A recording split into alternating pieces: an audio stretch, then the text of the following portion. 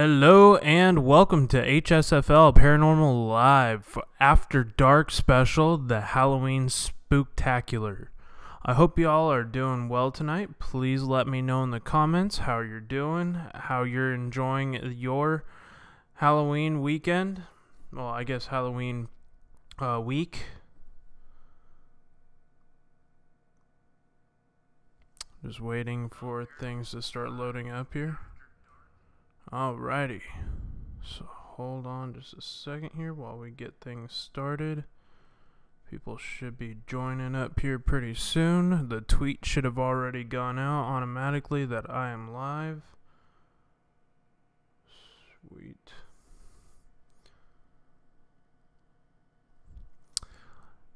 It's good to see everybody. I hope everybody's doing well. Please let me know where you are from in the comments below, where you're viewing this live stream. Jeanette Moore, Bama Bell Liz, we have the Sharpshooter, the Man Fam in the house. We have Free Faz.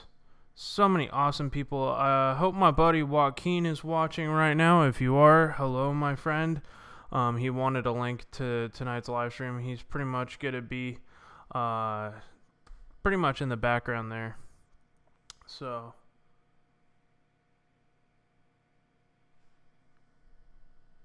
Joaquin, if you're here, hello, my friend.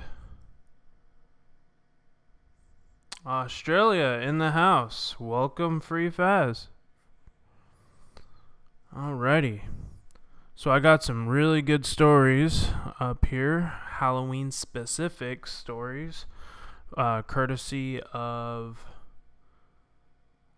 Scary Halloween Stories. It's called scaryforkids.com, but there's a lot of not so kid friendly stories in that mix. James, gotta stop stalking me like this, LOL.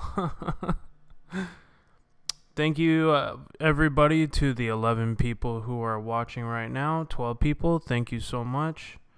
Much welcomed. I hope everybody's having a good night so far. Let's see here. Jeanette Moore, how are you doing tonight? Same with you, Bama Bell.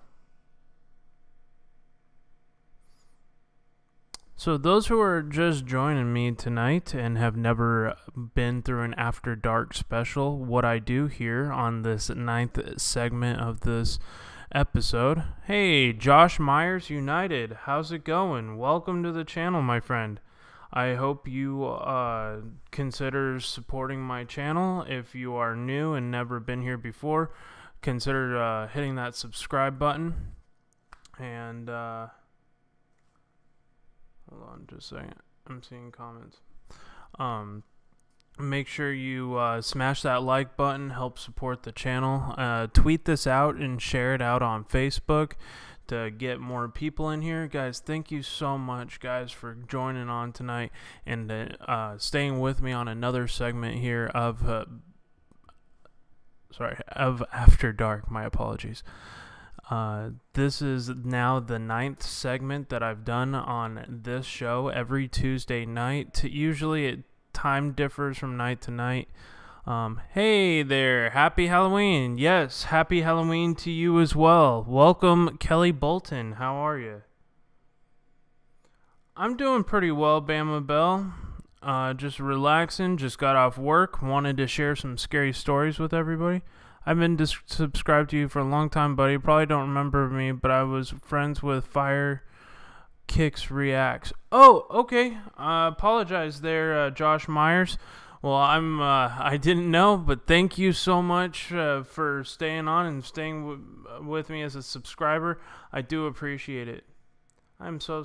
How are you?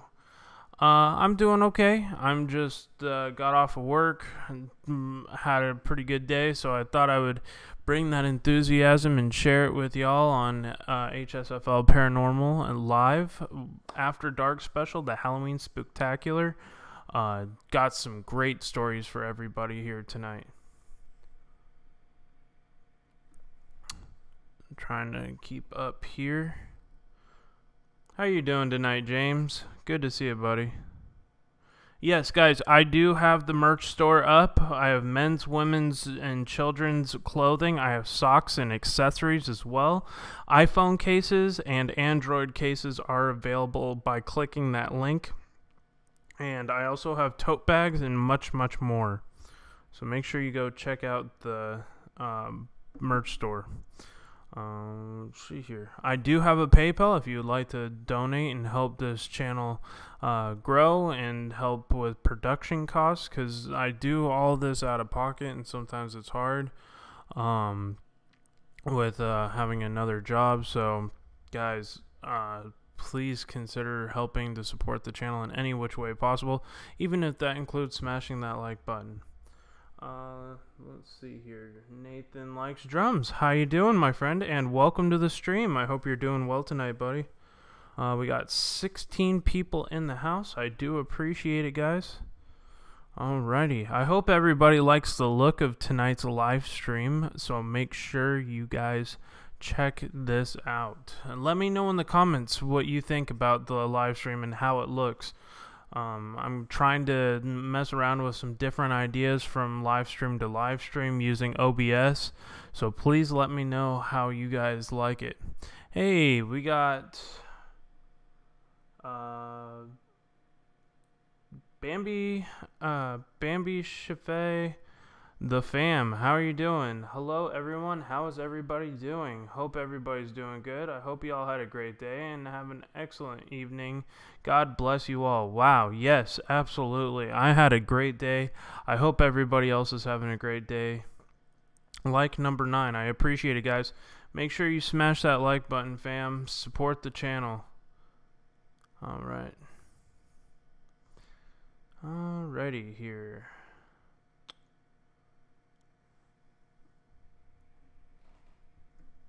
Yep, I always know you do, James. Alright, if there is anybody new who has never been here to HSFL Paranormal before, have never checked out my videos, I do a wide variety of different things on my channel. I do anything from paranormal investigation and paranormal talks and discussion to nature. I do photography. That's always been my first go-to thing. We have Dromer family. Hello, sorry. I didn't mean to sound it like Jeffrey Dahmer. Sorry, my bad. My mind. I got Halloween on the mind. You too, and God bless you. Absolutely. Missy Ride or Die. Okay, yeah, Ms. Ride or Die. Okay, I'll remember that. Miss Ride or Die. Thank you so much, my friend. I hope you're doing well.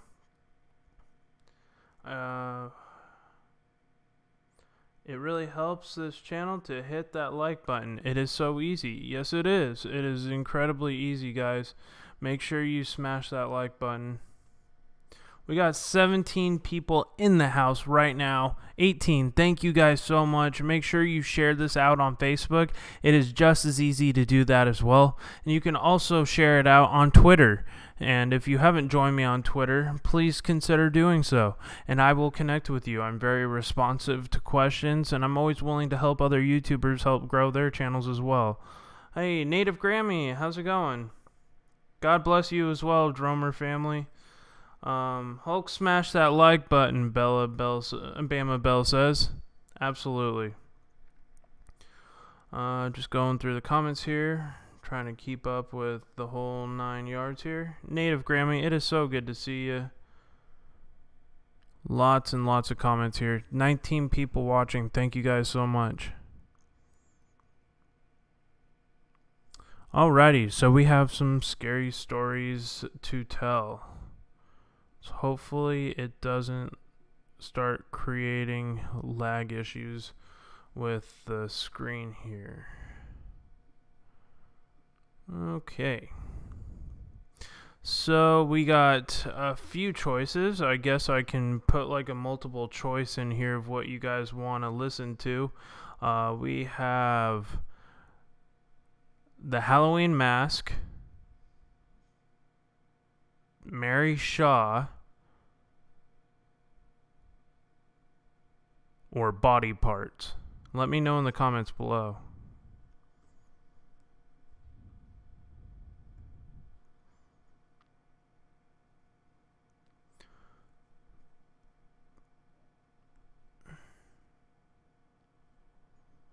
So that again was Body Parts,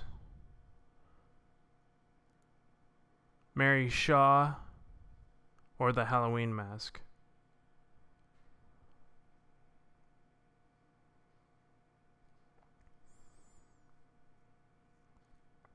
Type in the comments which one you want to hear tonight. Body Parts. Okay, we got one for Body Parts.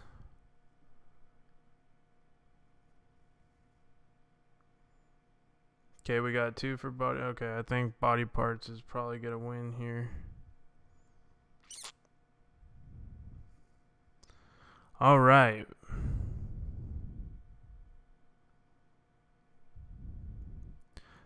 To play the Body Parts game, you must turn out the lights and have the kids gather around in a circle to begin.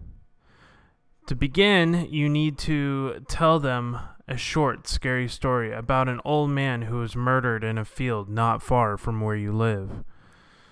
When they find this out, when they find his body, it was chopped up into tiny pieces. Ever since then, his ghost has haunted the area. Then you tell him that they are going to feel the chopped up body parts. God, it sounds like a sick joke to play on a game on poor little kids.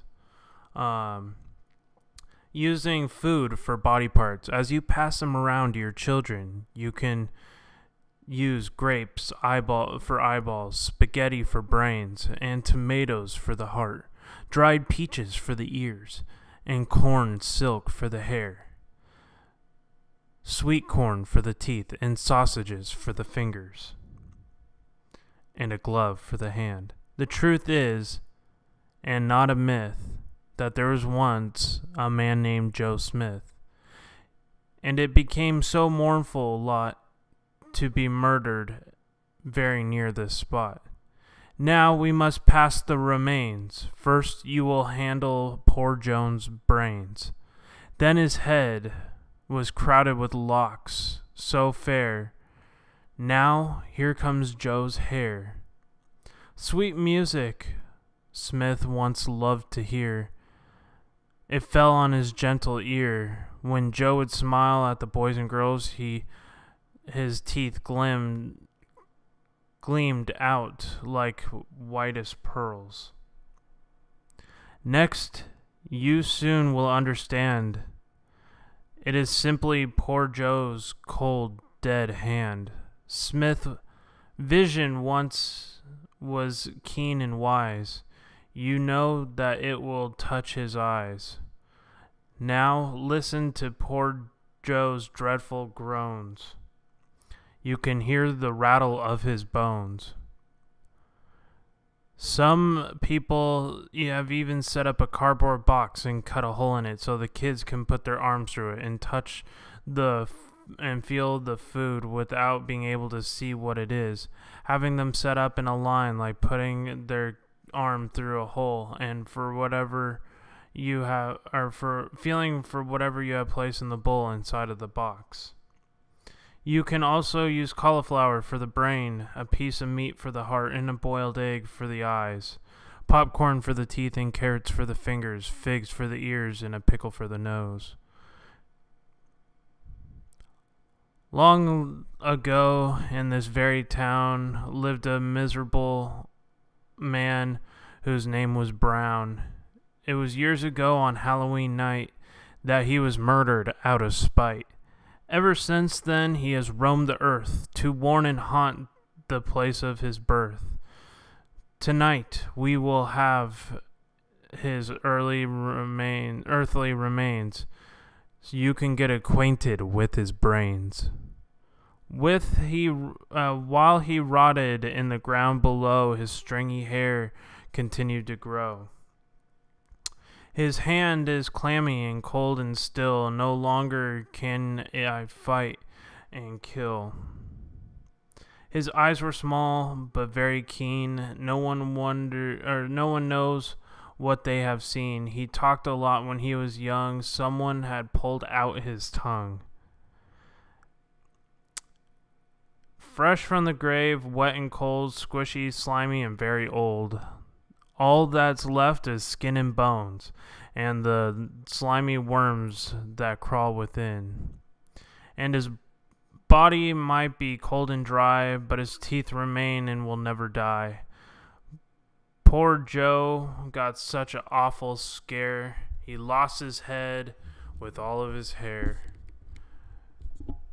To his complete surprise, the killer plucked out both of his eyes, and the remains are not a pretty sight. Here's his eyeballs, both left and right. As poor Joe shook with fear, they took a knife and cut off his ear. And when we have the final part, can you still feel his beating heart? I do apologize. At the end, can you reveal what they were feeling or only different types of food? Then when you have fun guessing which food it was on each body part, then you can have fun guessing which body parts were being used as the food. Okay, so that wasn't really that scary all that much. So we have Ghost Finders TV. How's it going, my friend? I hope you're doing well tonight. Oh no, sorry. Ghost Finders 231. Hello. Good to see you. Hey, we have music and lyrics in the house. How's it going? We have Lily Ann 22. Hello. Lots of great channels here. I hope everybody's doing well tonight. Please, guys, share this out on Twitter and on Facebook. Let people know that I am live on air. Let's see here. Okay. I need to make sure that these are actually stories. Okay.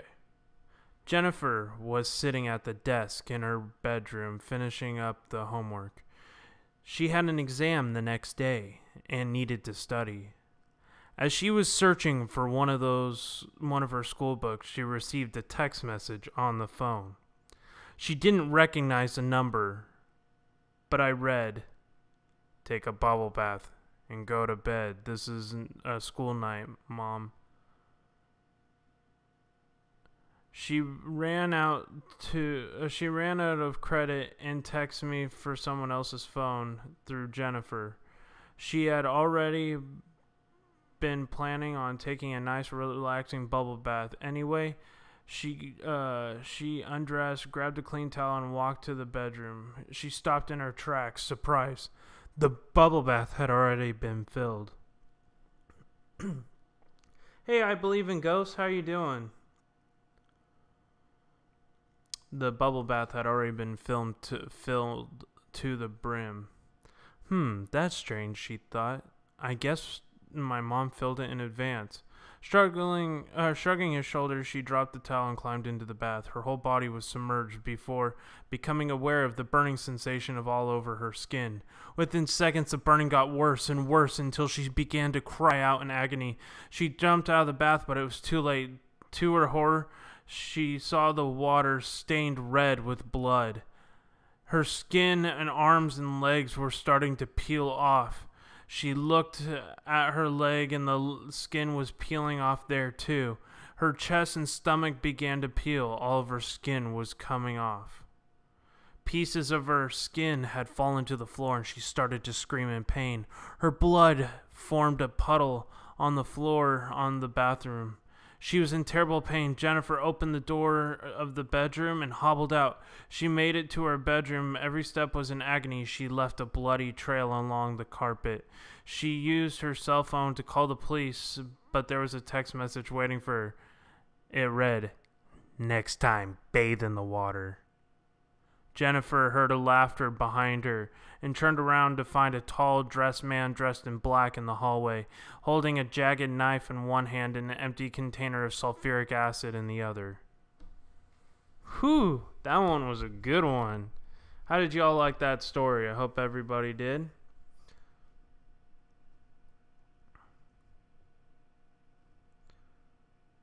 Thank you guys for the 20 thumbs up. I do appreciate it, guys. Hey, did I see Atlantis Paranormal in the house?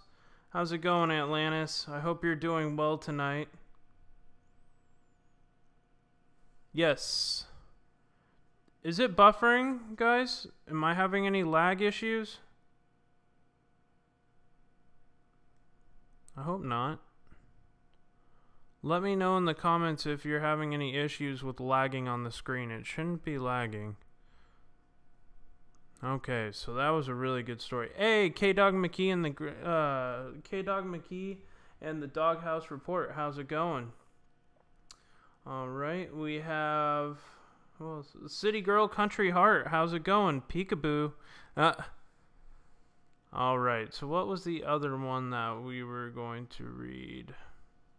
Mary Shaw. Ooh, this one did look good. That's a poem.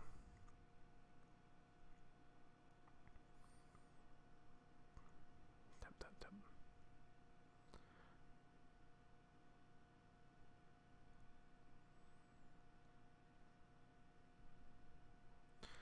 All right, this one is called Tap, Tap, Tap. I will tell you a story about something that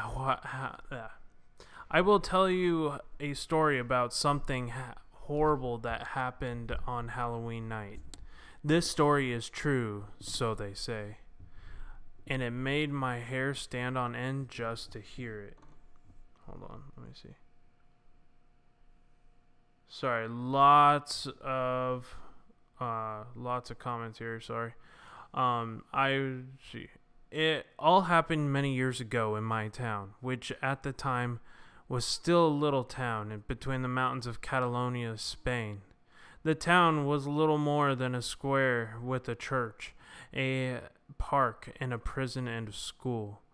With all the houses clustered around, the town was very proud, and their school had since been voted the best in the province. Hey, how's it going, M City Angel? Good to see you, my friend.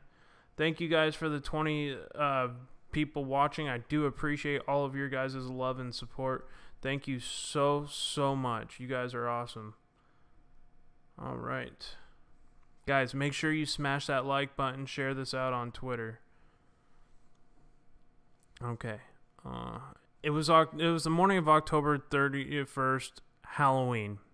The class of students were doing arts and crafts in the classroom. Some of them were cutting skeletons out of sheets of paper. Some of them were painting vampire bats, and others were drawing pumpkins. Some students were aged between 8 and 9 years old. Their teacher was a beautiful young woman who had only been working at the school for 1 month. While the children were having fun, preparing for Halloween decorations, the teacher turned the radio to listen to the weather forecast. She was planning to organize an outdoor Halloween party for the kids later that day and she wanted to be for sure that it wasn't going to rain that day. Suddenly, the weathercast was interrupted by a news bulletin. This is an important message. Convicted murderer has escaped from the local prison and is on the loose. He is described as armed and extremely dangerous. Please do not attempt to apprehend him. The police will... The teacher rushed across the room and switched off the radio. She did not want to alarm the children, but it was too late. The children had heard the entire broadcast and were very frightened of the news. Hey, Black-Eyed Shorty, let me in. How's it going, my friend? If I missed your name, guys, please let me know. Music and lyrics, it's good to see you. The teacher rushed. Okay. They knew that the prison was near the school. Poor planning. The teacher tried to reassure him that and tell him that not to worry. Excuse me. Not a good start. A few minutes later, the school principal had made an announcement over the intercom. Attention all teachers. We have been informed that police are dealing with a very serious situation right now in the town. All the teachers are advised to lock the doors and windows in the classroom until police get a situation under control. I repeat, lock all doors and windows until further instruction. That is all. The teacher told the class to stay calm. She took out her key and locked it in the classroom door. Then she went around and closed every window, making sure that they were secure and nobody could get in. One little girl raised her hand and asked if she could go to the bathroom. The teacher did not want to let her go, but the girl insisted. The teacher finally relented to give her permission to go to the toilet. After all, it was unlikely that the murderer would come into the school. She told the girl that, hope this does not become a pattern. Okay, I should not have eaten that pizza so early. She would have to give a secret knock at the classroom door. Then she would know that it was her and that they could let her back in. The code was 3 taps and 2 scratches. Tap, tap, tap, scratch, scratch. The little girl left the bathroom and the teacher locked the door behind her. To take the children's minds off the scary situation, they started to tell stories. About 20 minutes had passed and the girl had not returned. The teacher had been getting really, really worried. Wow, what's taking her so long? She wondered out loud. Suddenly, she could hear footsteps. Everybody in the classroom froze. They heard a noise at the door. She's back, the teacher said in relief. She walked over to touch the key. What if that's not her? The little boy was shivering in fright. The teacher hesitated. Her key was only inches from the lock. And again they heard the noise at the door. It must be her, said the teacher. She put the key in the door and unlocked it. Suddenly, the classroom had burst open and the tall man was standing there. In his right hand, holding a knife, in his left hand, holding the little girl's severed head. The escaped murderer came into the classroom, smiling ear to ear. The children were trapped inside. Hey, Terracope, how are you tonight? All that could be heard from the corridors was the screams of terror and squeals of pain. In the chaos, the teacher managed to break a window and jump out. She barely escaped with her life and crawled to safety. The children, however, were not so lucky. When the police arrived, they found the murderer sitting in the middle of the classroom. The floors and walls were all covered in blood. Little body parts lay scattered around him. He chopped up every child in the class to tiny pieces. They found the headless body of the little girl in the third stall of the bathroom. The police figured out what had happened on that cold October day. The escaped prisoner must have been hiding in the toilet when the little girl was asking for permission to go to the bathroom.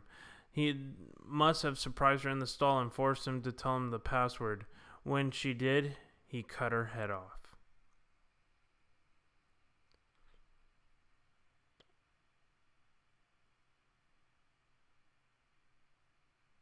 Oh, okay, awesome. Thank you for letting me know that, Terracope. Computer froze? I hope it's not my side. I do apologize if that's my side. I am sorry. Guys, if you haven't already, make sure you tweet this out and share this out on Facebook and Twitter. All right. Today, the teacher is in the psychiatric hospital. She never recovered from the incident. And she cannot stop repeating the same thing over and over again.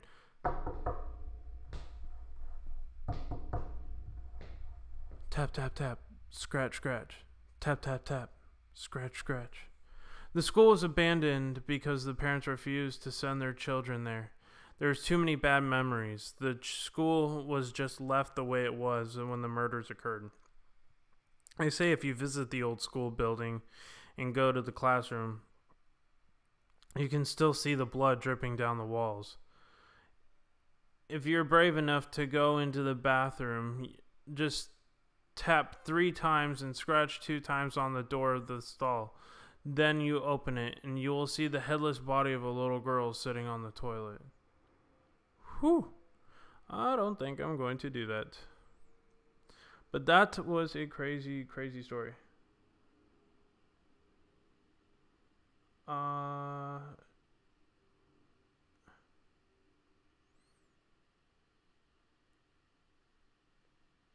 I need to sleep too, Tara, but things happen. I'm working on some videos. Oh, okay, gotcha.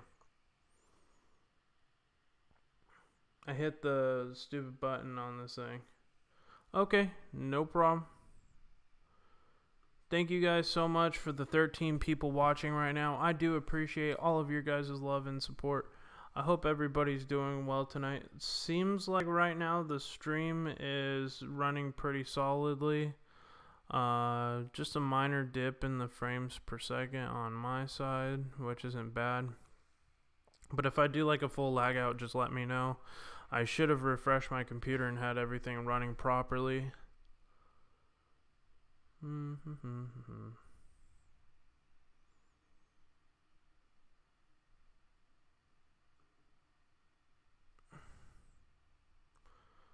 Okay, this is a scary story about a nurse. It's an urban legend about a girl who once started working at a hospital and they decided to pull a cruel prank on her. A girl had just finished nursing school and started to work in a new hospital. Although she loved her job as a nurse, she found it difficult to get along with the people that she worked with. They were mostly young doctors who had just finished medical school. Okay, the problem that she was delighted in pulling pranks on. The problem was they were delighted in pulling pranks on one another. She found it difficult to live in the residence next to the hospital because they stayed up late and made it way too much noise. The nurse worked very long hours and needed all the sleep that she could get. Whenever she complained about their behavior, the mischievous doctors just laughed in her face and told her to shut her mouth.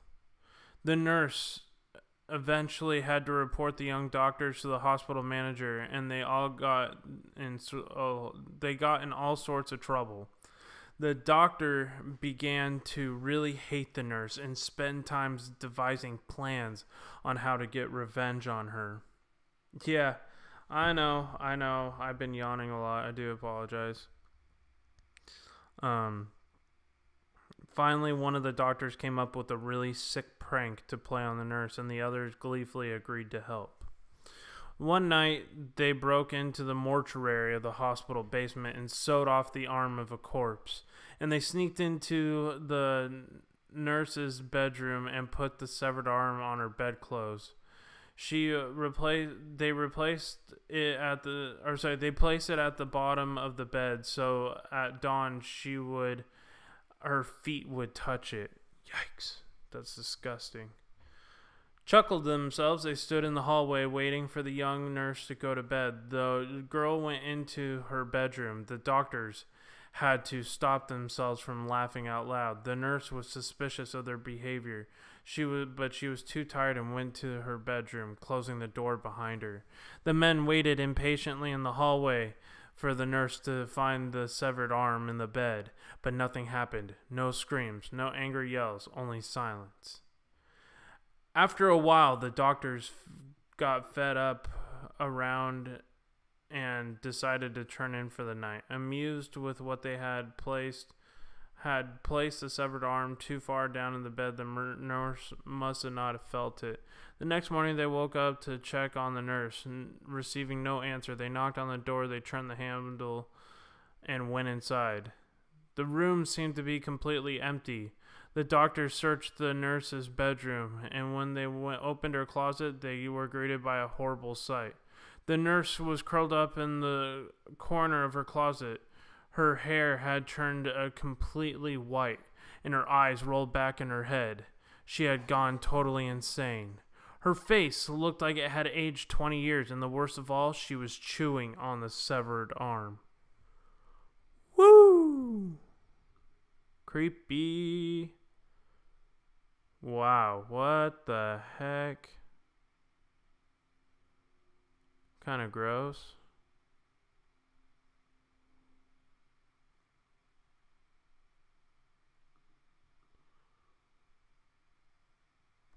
How are you guys liking these stories so far? I hope everybody's enjoying their time here on HSFL Paranormal. Welcome to anybody who's new to the After Dark Halloween Spooktacular. It is now Halloween. Happy Halloween, everybody, from here on the West Coast. It is 12:04 a.m. Happy Halloween, everybody.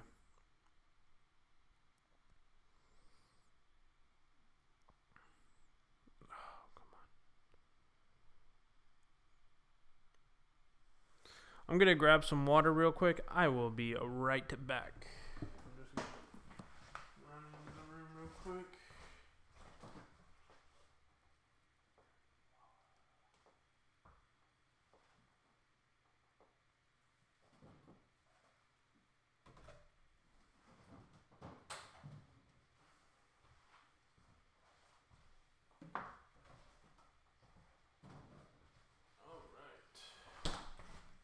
I'm still here, guys. I was just in the kitchen grabbing some water.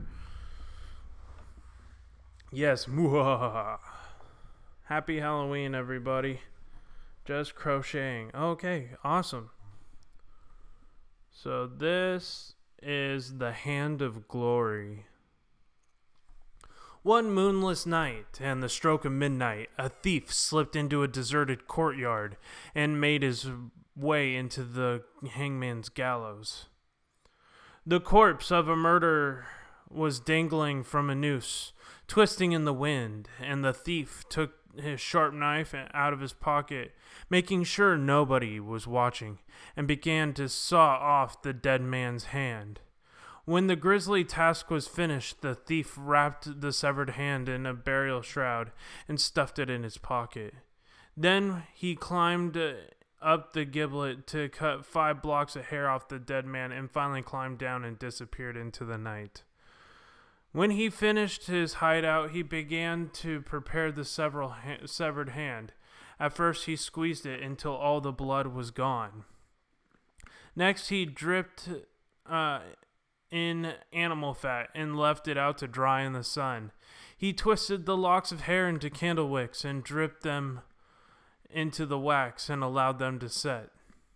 And then he sewed the wicks into the fingers and the thumb and dried out the hand. At last, the Hand of Glory was complete.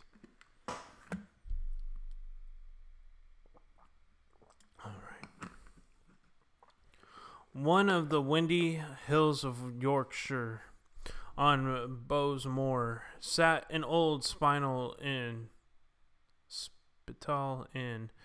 In the stormy night of late October 1797. Hey, M and Kids Life Videos, how you doing? Welcome, my friend, and welcome, M City Angel. Sorry, I forgot to mention you, I think. Good to see you, everybody. 16 people watching right now. I do appreciate it. Let's see. The landlord and his wife were preparing for bed, and the butler and the cook were locking all the doors and windows. And suddenly they heard a loud banging at the front door. A curious little servant girl who slept in the kitchen was peering through the crack in the window. She wondered who would be visiting her master at this time of night. It is officially, I am doing well, Budget Outdoors. So well. I love Halloween, guys. Through a crack in the window, she wondered who would be visiting her master at this time of night. In the hallway, she saw her master and the butler greeting a bent old wizard old woman. Sorry, a bent and wizened old woman, not wizard. This isn't Harry Potter. Sorry to disappoint you. She was dressed in a long cloak and a hood that obstructed her face, shivering and shrieking from the cold rain. The beggar woman pleaded for the landlord to allow her to stay a night. Now I am having a little lag issue, and I think it's... Hold on, let me close this. I'm going to try to close as many windows as possible here, so nothing else is using the streaming softwares. Okay, let's see here what is going on. Okay, I think it's just when I read it, it's gonna lag a little bit, so I do apologize. Let me know if you have any other issues.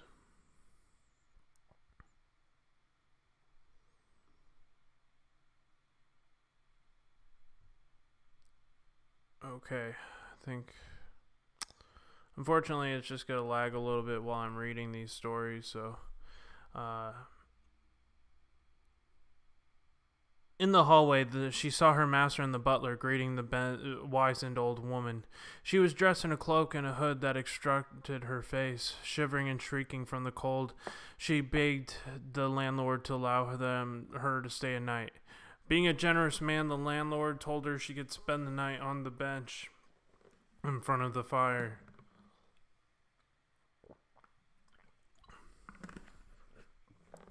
Welcome to the 17 people that are watching. I do appreciate all of your guys' love and support. Thank you so much. Almost 30 likes, guys. Thank you so much. I appreciate it. If you haven't already, make sure you smash that like button. Share this out on Facebook and Twitter and get the word out. This is an awesome stream, guys. I want to make sure I have everything working. I want to make sure this is providing the best content to you as possible. After the landlord and his wife and the butler and the cook had gone to bed, the little servant girl started hearing noises coming from the room. Looking from the keyhole, she could see the old woman standing up and lifting off her cloak to reveal a big pair of men's boots. Instantly, a little servant girl became suspicious and decided to keep an eye on the stranger. She saw that a woman was pulling off... Hey, Jelly Duck, how's it going?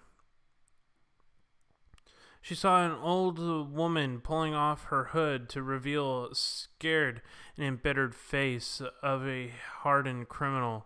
From beneath his cloak, the thief took out a grotesque severed hand and placed it on the bench. Then he lit the stiff, bony fingers of the hand on fire. The terrified servant girl watched in horror as she had heard the thief reciting an ancient spell. Oh, gotcha.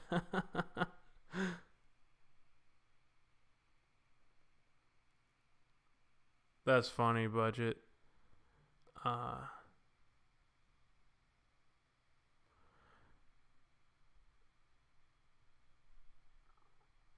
Let's see, curious. After the landlord and his wife, the butler, and the cook, okay. She saw the old woman pulling off her hood to reveal the scarred and embittered face of a hardened criminal. Okay, already got that. All those who listen and in this house dwell, hear ye the words of the dead man's spell. Unlock every lock of the dead man's knock. Open bolt and band with the dead man's hand. Sleep who all sleep, let none who awake. Sleep like a dead man for dead man's sake. The thief finished his incantation with the fingers of one of the several hands glowing with intense brilliant light. Each finger flamed, but the thumb would not light. The thief had seen the little servant girl, and thought there was only 4 people in the house, so he gave up trying to light the thumb. Instead, he went to the door and opened it, letting 2 men into the house letting the other 2 men who were lurking outside. Gathering around them with the flaming hand, the thieves began murmuring over, "The hand of glory is shining bright. Lead us to our spoils tonight." While the thieves were busy filling their sacks with valuables, the frightened little girl tiptoed to the butler's quarter and tried to wake him up to alert him of the danger. But no matter how hard she tried, she could not shake him from his deep slumber. She went to the cook's bedroom and tried to wake her, but she was no use. Finally, she stepped up to the stairs and went to the landlord's bedroom. She found her master and his wife laying in bed with their eyes wide open, staring lifelessly into space, seeming like they were in some trance. The little girl realized the hand of glory must have cast some kind of spell over the household. She crept down the stairs again and tried to grab the flaming hand and brought it into the kitchen. She took the deep breath and tried to blow it out the fingers. She could not extinguish them. Suddenly, she had an idea. Grabbing a jug of skim milk that was sitting on the table, and she poured it over the grotesque hand. The milk quenched the burning whisks, and the spell was broken. She was able to creep upstairs and rouse the landlord and his wife. Then she began to shake the butler and the cook until they were awake. The landlord came down the stairs with a pistol in his hand, and the cook and the butler stumbled wearily out of their rooms, rubbing their hands. And when they were able to surprise the thieves and force them out the door at gunpoint, and then they slammed the door behind them and locked it. The thieves began to circle the house and banged on the windows and doors.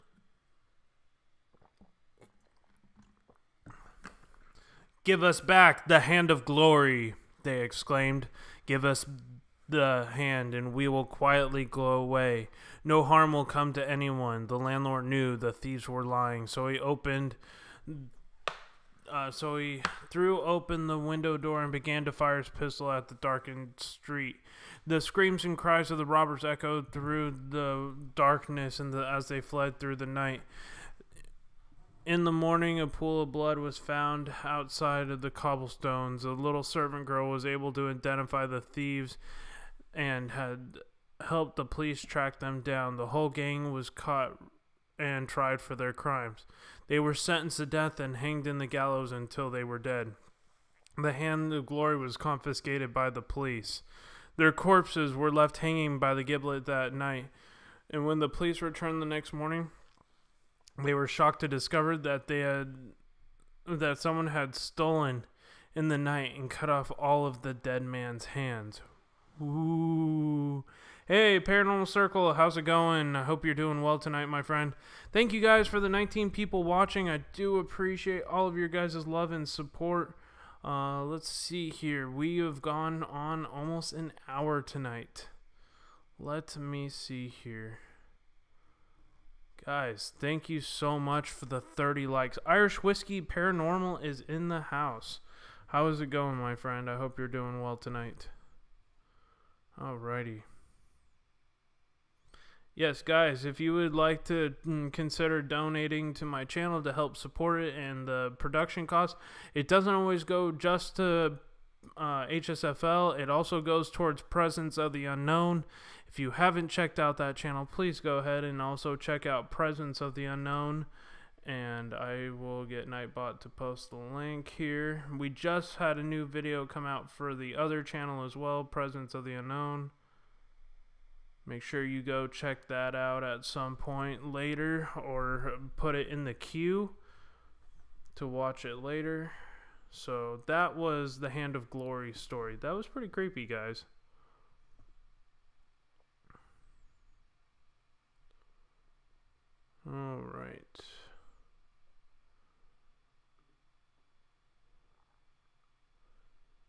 Yee, 8 minutes. Alright. Okay. On Halloween night in 2002, 4 girls were walking down a lonely street when they passed by an old church. Standing outside was a man dressed in a clown costume. Already a problem, I see. When they had... Sorry. I'm trying to unblock this. Okay. He asked if the girls had seen his puppy, and when they said they hadn't, the man asked if he could help them find his lost dog. The girls agreed to help him search. The man in the clown costume led them into the old church. As soon as they went through the door, the man locked it behind them, trapping them in the old building. The girls realized that they had been tricked, but it was too late to try to flee. He was too fast for them. The man tied up the girls and kept them in the old church for hours.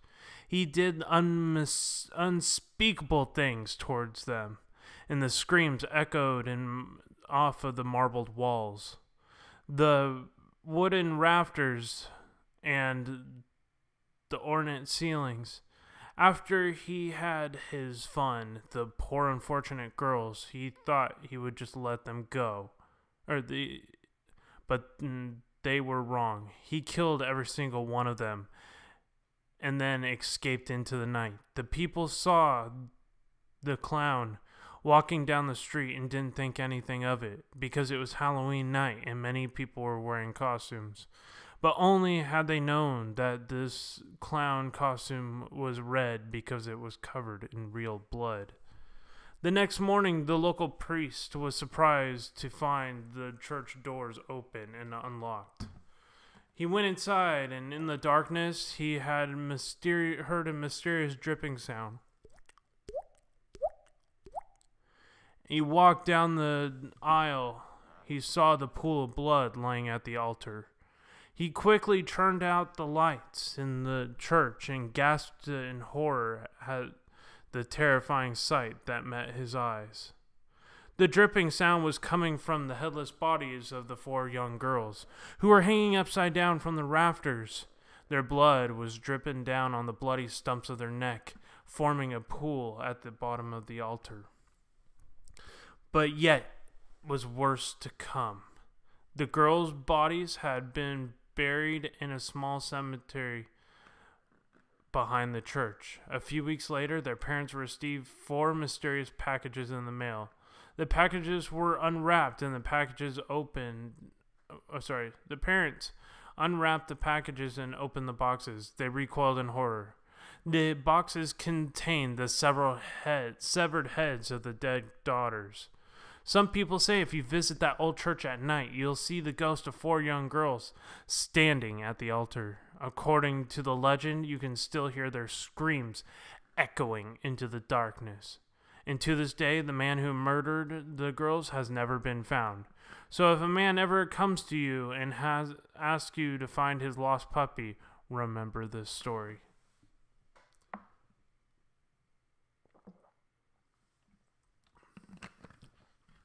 Yeah. Creepy story. Guys, how are you guys liking these stories so far? That one was pretty solid. Alright. Woo, 32 thumbs up. Thank you guys so much. Alright, let's see what we're at here.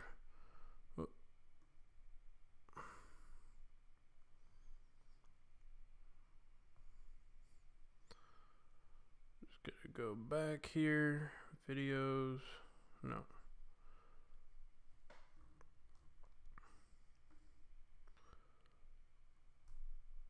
All right. Yeah, eek. Yeah, super nasty, guys. That was pretty scary. All right. So remember, if a guy asks looking for his lost puppies, you'll remember that one. Yeah, that one was good. All right. This one's called The Halloween Mask.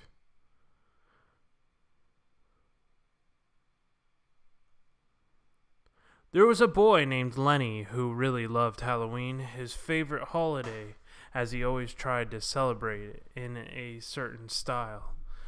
Every year he would save up his money and buy the best mask and the best costume and the best decorations. This year was no different. Lenny was getting ready for a Halloween party. He had admired, or he had, sorry. He had dressed up in a shaggy black coat with big black boots, a long flowing cape, and then his Halloween mask, and admired himself in the mirror. It was the scariest, most hideous mask he had ever seen. He was sure that everybody at the party would be terrified when they set eyes on it. He would be the envy of all his friends.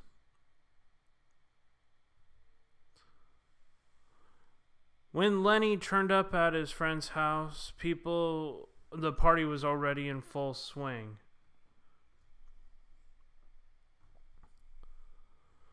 He could hear the dull sound of the music coming from behind the door. He rang the doorbell, and his friend answered it. She greeted him and ushered him inside. He looked around the living room, and the people were dancing and talking and laughing and drinking and nibbling on the buffet. And there was witches and ghosts and vampires and zombies. Not one of the masks was very scary. Lenny was sure he had the best one. He stood there waiting someone to comment on the mask, but nobody paid any attention to him. He was disappointed. Wandering around the room, he tried to give everybody a good view of the mask. He wanted them to be scared. He wanted to cause a stir. One girl tapped him on the shoulder and started asking him, "Who are you supposed to be?" she said. Lenny tried to reply. But he found he couldn't move his mouth. The mask was too tight. He was embarrassed. He turned away and went into the kitchen to get a glass of that Halloween punch. He tried to pull off the mask so he could drink. It wouldn't budge. It seemed that the mask was fast and stuck to his face. He pulled it off and tugged on it, but no matter what he did, he could not get it off. He was starting to get worried. Yeah, guys, stay safe this Halloween and make sure your kids are safe. There's some not so great people out there. But no matter what he did, he could not get it off. Lenny was getting worried. It was hot inside the house, and Lenny could feel himself sweating under the mask. He needed to get it off. He needed to get it off now. He grabbed a knife from the kitchen drawer. He decided to go to the toilet and locked the door behind him. He looked in the mirror and started scratching and tearing at the mask, but it really hurt. The mask was firmly stuck to his skin.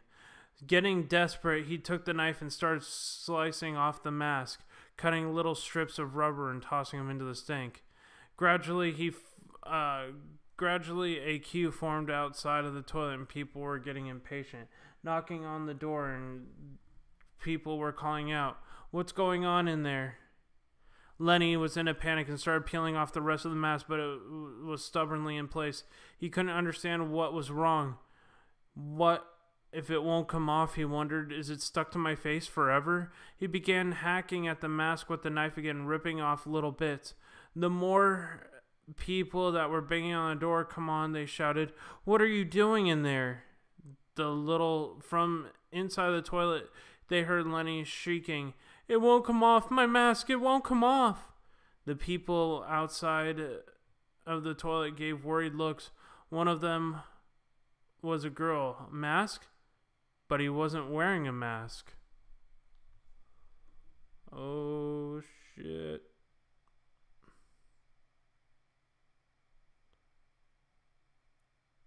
So what did you guys think about that story?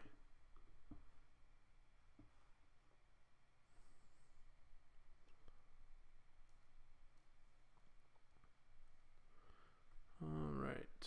Let's see here. So I think we have 14 people watching right now. My counter's a little off. Just give me a second, fam. Let's see here.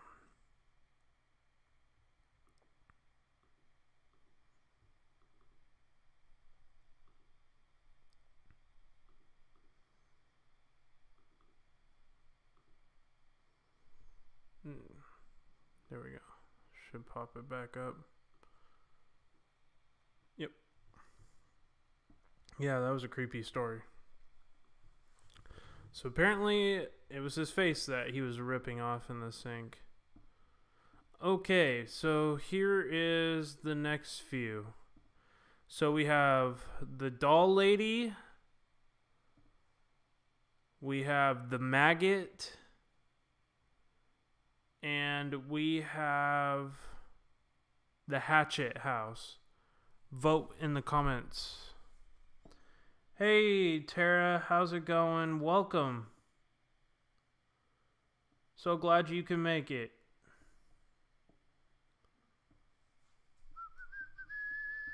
Guys, if you haven't already, make sure you smash that like button, fam.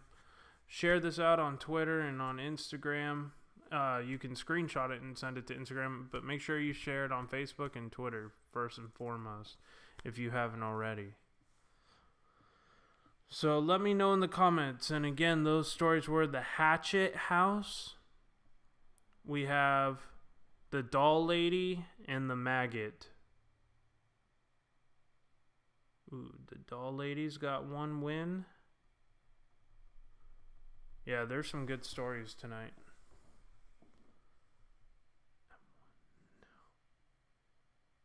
Okay, so it's a tie between the doll lady and the hatchet right now. Hatchet, okay, hatchet's winning.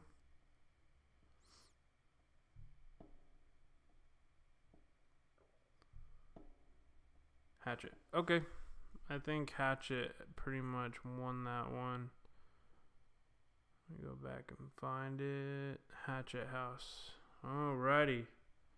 So the hatchet house is about an urban legend in Oklahoma City where the terrible murder of a girl young girl has supposed to be where the terrible murder of a young girl is supposed to have occurred. There we go. It is supposedly the street in Oklahoma City, Carrie Place, where rumor has it a little girl, Carrie, was murdered. And to this day, at night, you can hear her ghost walking and playing in the backyard. The stories began in the late 1950s, when little Carrie stayed home from school one evening to play on the swings. While alone there, she was spotted a crazy man who was carrying an axe. He approached the little girl, but he managed to escape the insane man's evil clutches and ran down the street screaming for help.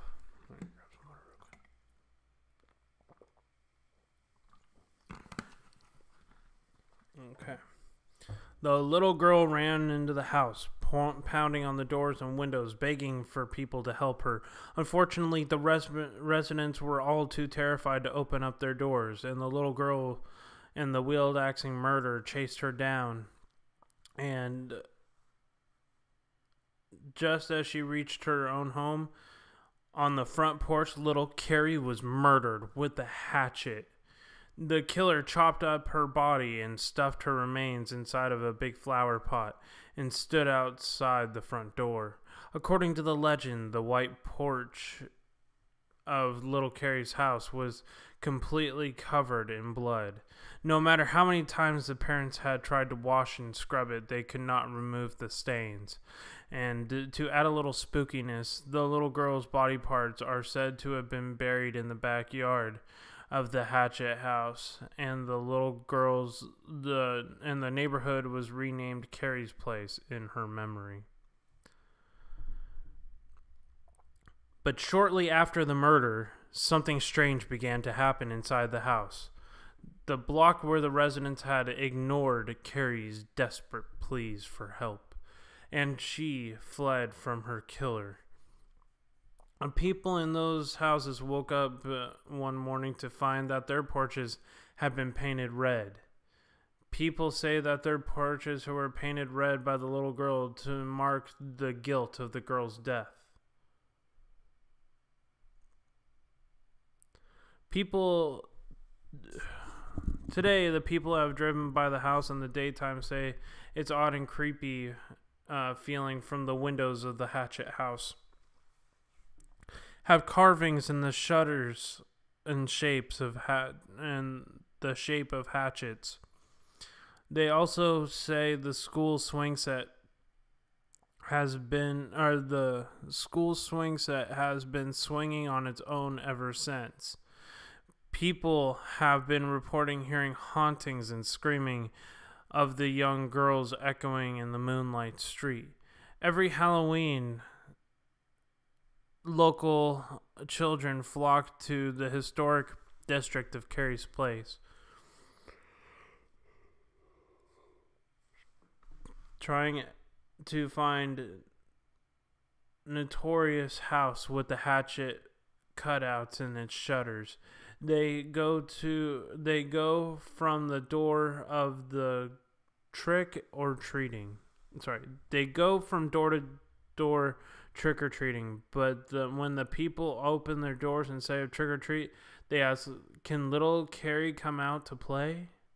Hey, Lou Rock and Stacy Flesh Girl, how you doing? Welcome. I hope everybody's doing well tonight.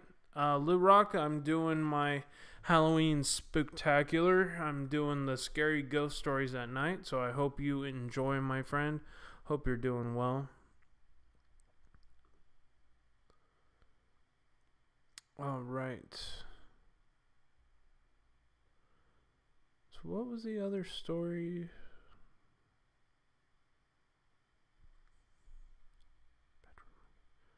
The doll lady. Okay. Oof, this one is long. I don't know if I'll be able to read through all that. That's like 12 minutes long. Yeah. Happy Halloween, guys. Seriously. Let's try this one. Okay, this one is called False Teeth. There was an old woman who was homeless, and every night she slept in the alley, and every day she wandered around the city, rooting through garbage cans looking for something to eat. She had never taken out her teeth, and she had never taken care of her teeth, and they all fell out years ago. Every time she ate something, she had to mush up the food with her gums.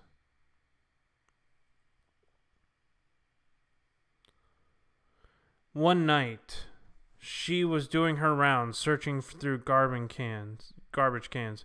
She spotted something laying in the middle of the alley. She stooped down to take a closer look. Sitting in a puddle of blood, there was a pair of false teeth. Unable to believe her luck, she picked up the false teeth, wiped them off with an old rag, looked them over, and stuck them in her mouth. She tried them out. They were a perfect fit. She wanted to test them out, so she took a soggy tomato out of the garbage cans and bit into it. The false teeth worked perfectly as well. After a while, the old woman felt really, really hungry. She rooted through the garbage cans one more time and found a potato, some carrots, and an old rotted head of lettuce. Stuffed them into her mouth. She gobbled it all down. After she ate, the hungrier she got. Then the old woman spotted a stray cat. She chased it around for a few blocks and she caught it. The cat started to screech and scratch and start spitting. She didn't care. She just crammed it into her mouth and chewed it all up and devoured it, tail and all. The policeman was walking around the beat when he saw the old wrinkled woman gnarling at a lamppost. He walked up to her and asked her what she was up to. The old woman stopped and nibbling on the lamppost and turned to face towards him. She had the biggest set of teeth he had ever seen. All of a sudden, she pounced on him and started gnashing her teeth. Crack, crack, crack. She tried to bite her. He tried to fight her off, but she was too strong. She bit into his sleeve and tore off a piece of cloth and guzzled it down. He pulled out his gun, but before he could get off a shot, she swallowed it whole. The woman ate the policeman as well, and when she was finished, all that was left was the badge and handcuffs. A while later, a young kid came on a bicycle riding by. The woman grabbed him and chomped on him until he was gone, and she ate the bicycle for dessert. But she still had hunger, and she was unsatisfied. Okay, so if anybody sees a woman eating a bicycle or a kid or a policeman, please contact your local authorities because there's probably a zombie apocalypse starting. Two homeless men were sleeping in the doorway. She ate them before they had a chance to wake up. Then a man stopped in the car at a red light. She pulled over and rolled down his window. She gobbled him up as well. The old woman ran through the streets, but when they were deserted, it was too late at night and nobody was around. She got desperate, and she was so hungry her mouth was watering. The drool was pouring down the front, and all she could do was think about eating. Halfway up her arm, she tried to stop, but it was too tasty. The false teeth clicked and clacked, chomping and chewing, slicing through flesh and bone like it was juicy candy. Soon there was nothing left of the old woman but a puddle of blood in her false teeth. Shortly before dawn, the homeless man came along, stumbled across the sidewalk, and saw the false teeth lying in a pool of blood. He didn't have any teeth of his own, so he picked them up, wiped them off, and shoved them in the mouth. They fit perfectly. He woke up thinking about how hungry he was.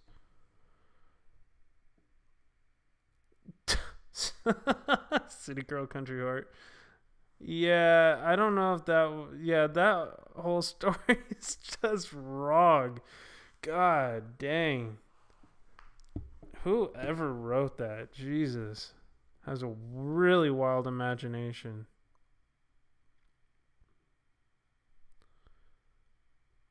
Alright, this one is called... Okay, that one looks good. Let me see what this other one was. Yeah, did it. That was a disgusting story and a half, guys. Seriously. That was a pretty nasty story. Okay, this one is called The Maggot. It is a scary true story about a man who sees a glowing worm emerge from a grave in a cemetery. It is supposed to be a true story that happened years ago in England, and a version of the story has appeared in The Glowing Worm of Doom, in Ghosts and Ghouls and Other Horror Stories by Burnett James Herwood. One bright moonlit night, a small Yorkshire man, a postman named Mr. Mullins, was on his way home. After he was walking past a graveyard, something caught his attention. He noticed a luminous glow knitting coming from one of the graves. He was the fresh grave of a villager who they called Peters, who had recently died. He looked closer and realized that it was a slimy blob that was crawling out of the grave, and it was wriggling back and forth as it had emerged. It looked like a huge, luminous maggot. The ghastly thing seemed to extrude pure evil. The mixture of horror and fascination. Mr. Mullins watched as the maggot slithered around the ground, leaving a gleaming trail of disgusting slime behind it, slinking in and out of tombstones and monstrous thing crawled out of the grave, and when it came into the Visker's house nearby, it disappeared from sight. Following day, Mr. Mullins told his wife and his best friend about his chilling experience that night. The three of them went down to the graveyard to see if they can if they could figure out what a hideous apparition that he had seen. They had waited and waited, and just before, the dreadful worm oozed out of Peter's grave and made its way through the cemetery. The dreadful worm oozed out of Peter's grave, as they watched the thing crawl from the door of the Visker's house again and disappear.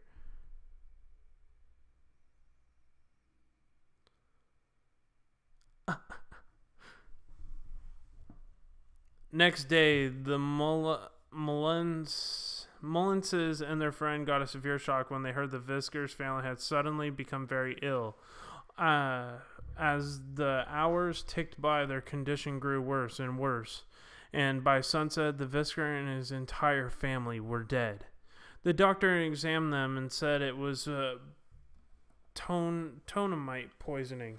This type of poisoning was only caused by exposure to a petrifying corpse. Yuck.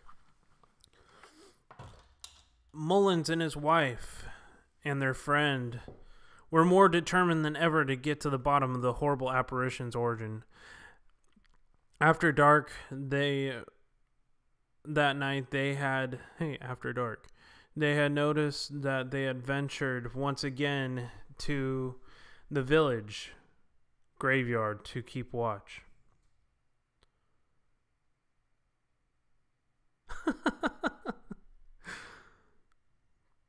Again, the hideous glowing maggot wriggled out of the grave, slithered between tombstones, leaving a slime trail in its wake. This time, as they followed it, it seemed to go into the house of the villager blacksmith. When I got close to the door, it suddenly vanished. The next morning, the blacksmith and his whole family became ill, just like the Visker family, and died shortly before sunset from tonamite poisoning. Tomanine poisoning, I guess. Frightened and more baffled than before, Mullins and his companions decided to keep watch out again, but nothing happened. Although they were relieved, they decided to continue their night vigil at the graveyard for at least a week, just in case. 10 nights after it appeared, the maggot had come from the grave again and crawled out from the graveyard. Mr. and Mrs. Mullins realized to their horror that was going in the direction of their house. They followed the maggot to the front door. It disappeared. The couple were horrified and they ran into the house. Looking around, they could find no trace of the maggot. They went upstairs. They found their 5-year-old son sleeping peacefully in the bed. The couple had realized a sigh of relief and went back downstairs. The next morning, however, the Mullins wife went on to wake their son. He was extremely sick. The little boy was seized about a fit of vomiting, and within the hour he was dead. Stricken with grief and filled with anger, the Mullen and his wife went to bed.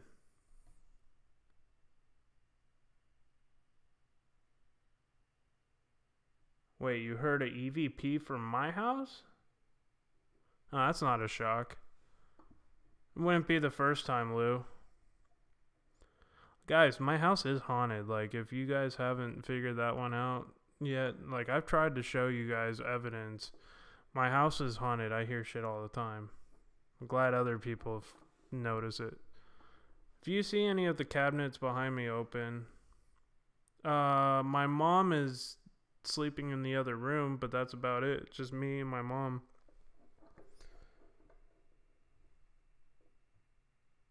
No, there's not another man. It's probably that Spirit Chris or whatever his name is. Hey, Pet Pooja. How's it going, my friend? I hope you're doing well. Thank you so much for coming by. I hope you're doing well tonight, my friend. Peace, love, and light to everybody here. The grave of the maggot, or the grave the maggot crawled out of. What's the man named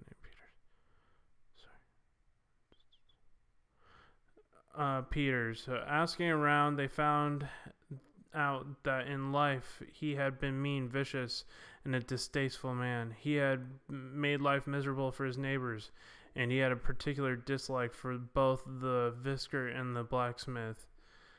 That night, he paid another visit to the graveyard, and this time they came armed with shovels and gasoline, and they dug up the grave of Peters, pulled him out of the coffin, and cracked the lid. Holding up a lantern, they peered inside and saw the face of the corpse. Mr. Peters grinned back at them.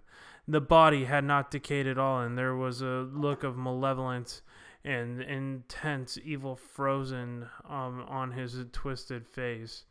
They had once taken a look at him and slid the lid down in horror.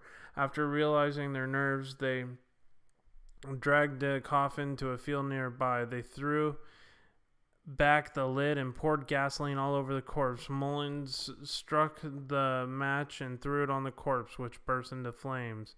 Mullins and his wife stood while watching the coffin and the corpse burn and get reduced to ashes.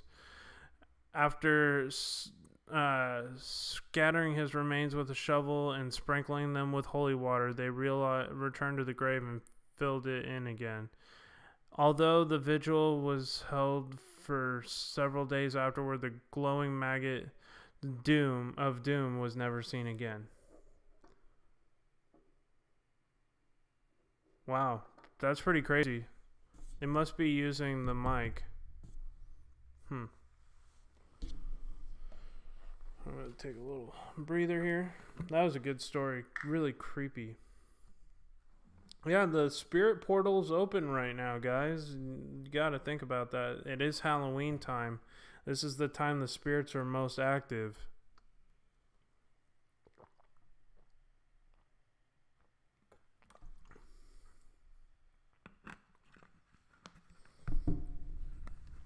Two clear hellos and one I couldn't make it out. I have my headphones on. This was a man. Huh. That's crazy. Yeah, Lou, I'm not surprised, buddy. There's a lot of weird stuff that happens in this house. I actually have a full IR night camera system coming next Monday. That's a multi-spectrum 4K IR camera for ghost hunting from ghoststop.com. Yeah, ghoststop.com. This was not cheap, and it's going to be able to film the whole house in IR. So I will do a paranormal investigation in the house, probably with Joe from Presence of the Unknown. I love your show. I just couldn't do that story, lol. Happy Halloween, Lori Johnson. I hope you're doing well tonight, my friend. Thank you guys for all your love and support. We have 37 thumbs up. Yeah, there's some crazy, crazy stuff that happens in this house, Lou. I'm not joking, Bo.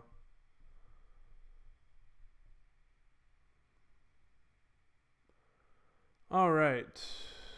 Let's try the latex mask. This one looks good. 5 minutes.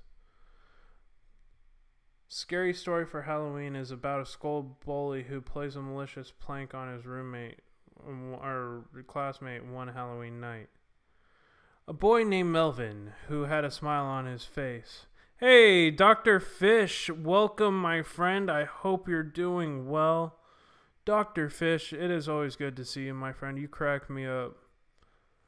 Happy Halloween, my friend. A young boy named Melvin who had a smile on his face. A lot of people assumed he was weak in the head. At school, he was always bullied by his classmates. They thought he was stupid and delighted in playing nasty and malicious pranks on him. Despite all the despite being the butt of all of their jokes. Superb live stream. Oh, cool.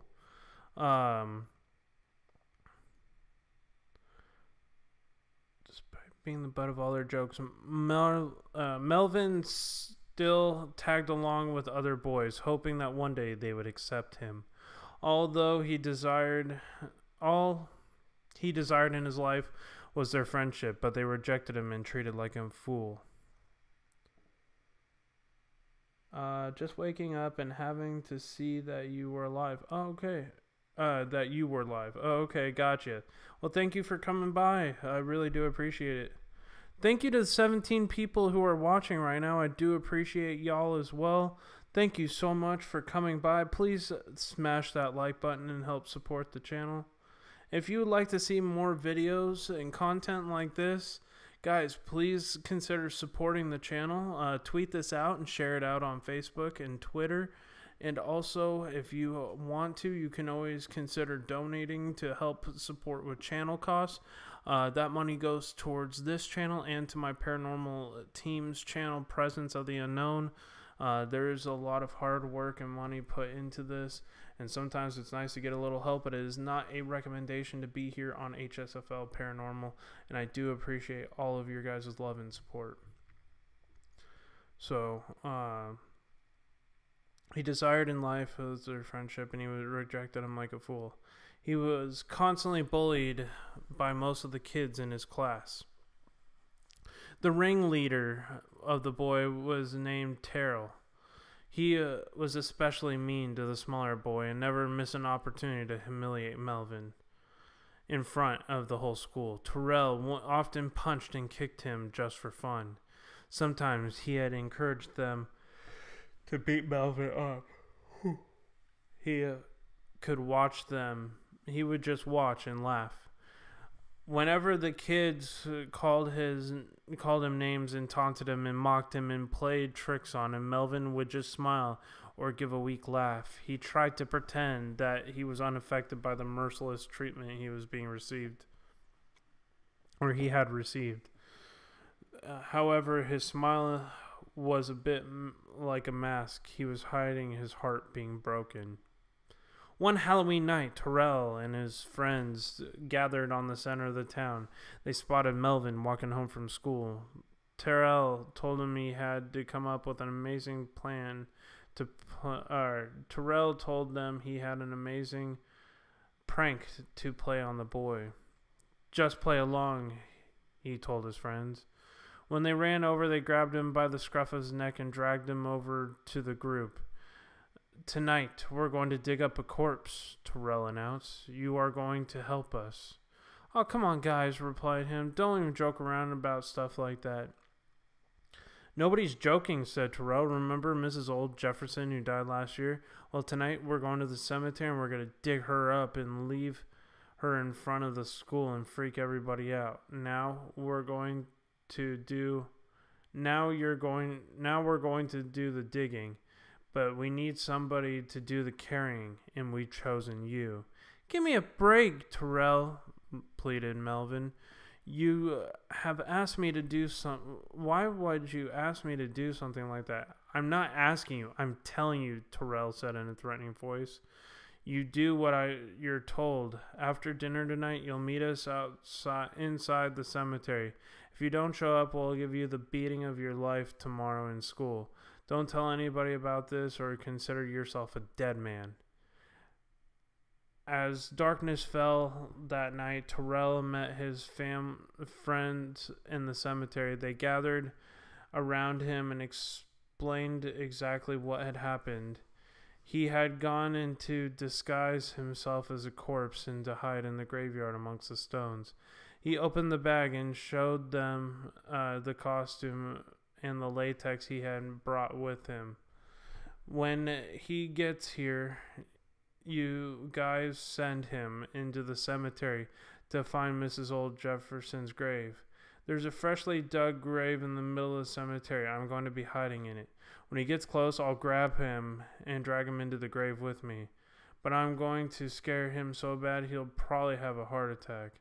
The other boys thought it was a great plan, but couldn't hide their excitement. Terrell got into his costume and went into the cemetery to hide. He climbed down the open grave and waited patiently. He was going to play the best Halloween prank ever, he said to himself, and pulled over the latex mask.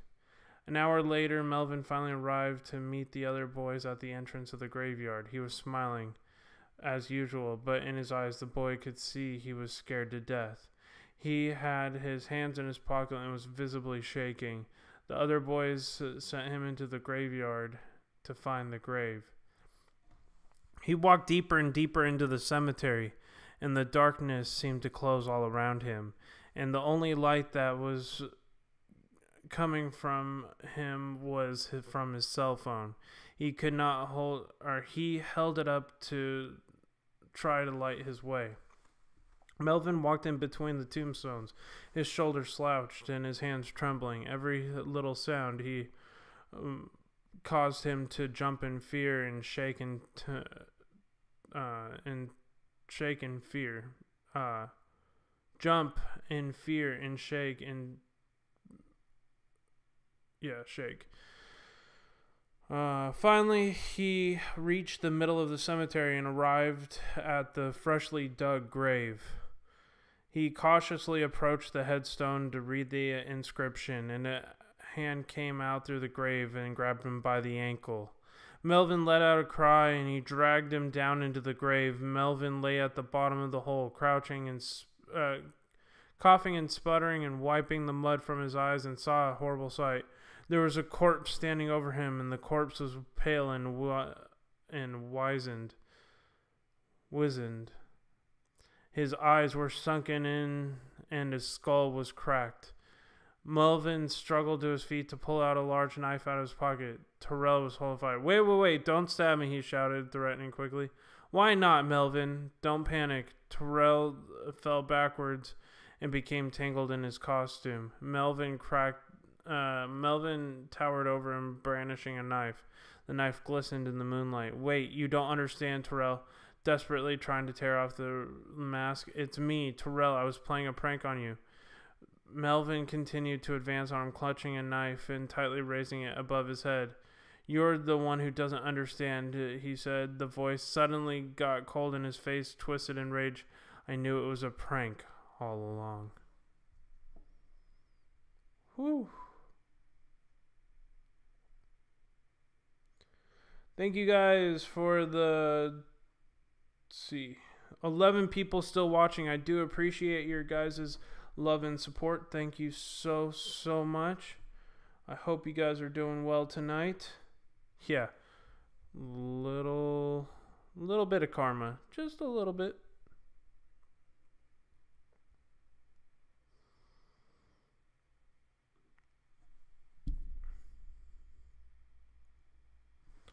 I'm going to grab some water real quick.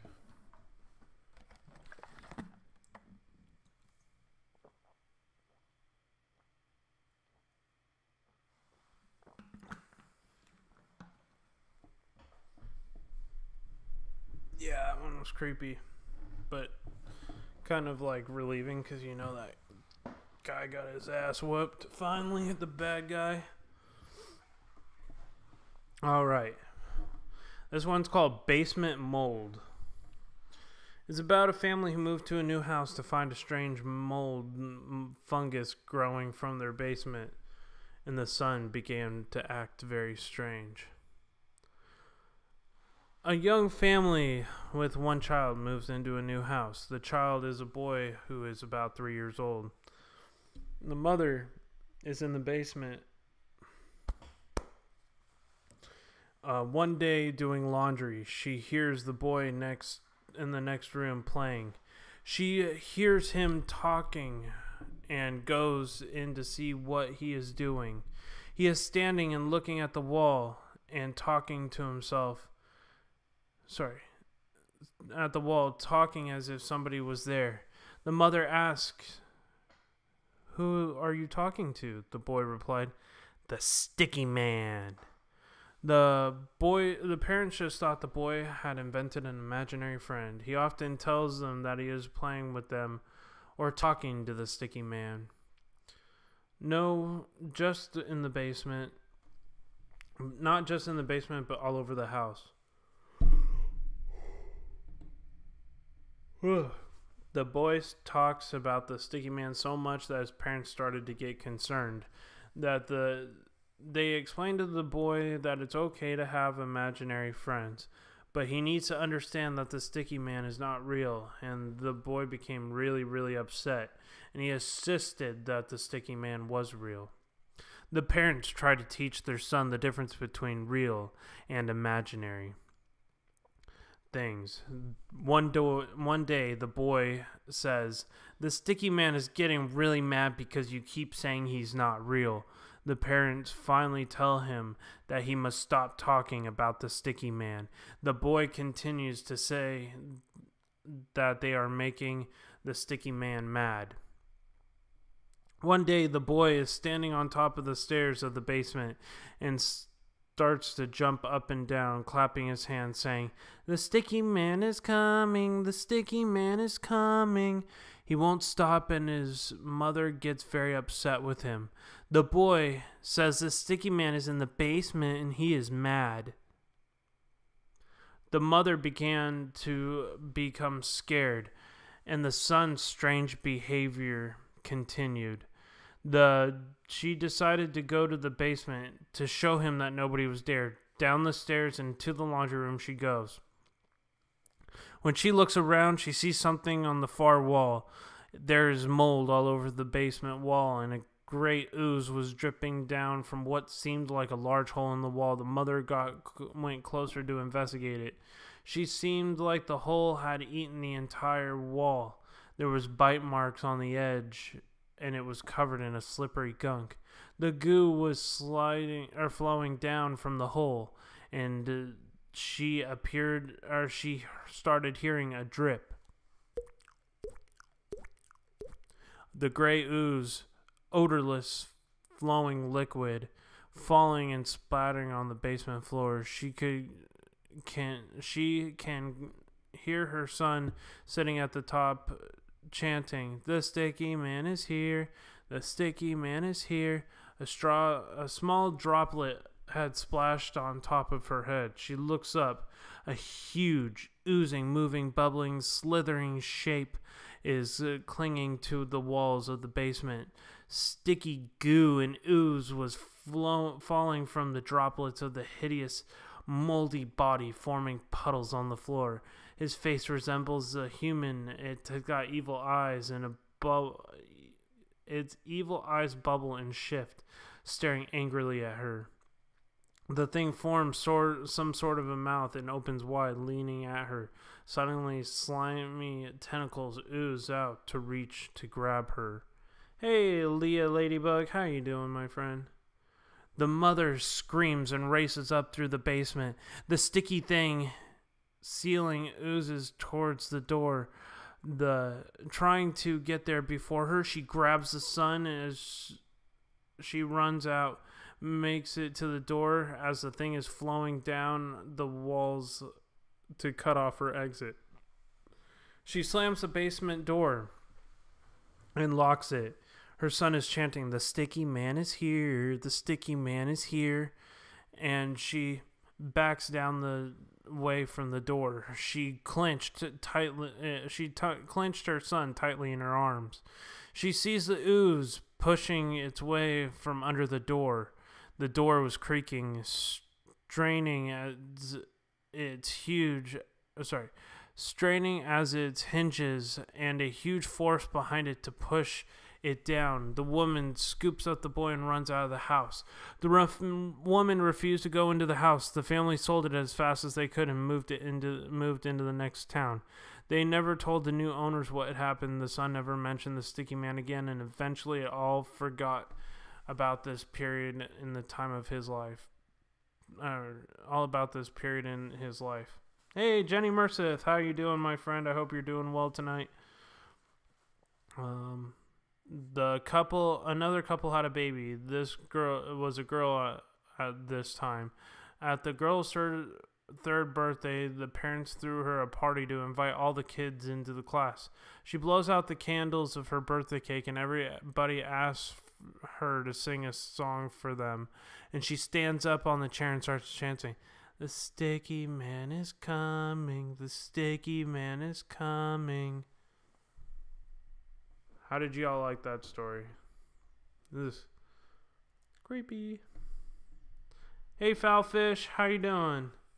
Sorry, I didn't see you. I always get you mixed up between Dr. Fish and Foulfish. Welcome, my friend. I hope you're doing well tonight.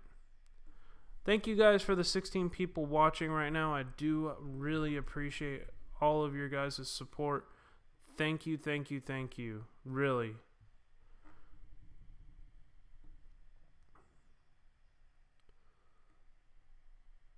All right, where are we into this? 11:30. So we will end this at 2:30. So we got about another hour and 20 minutes, guys. Thank you so much for watching this, guys. I really do appreciate it. All the awesome people here. Let's see.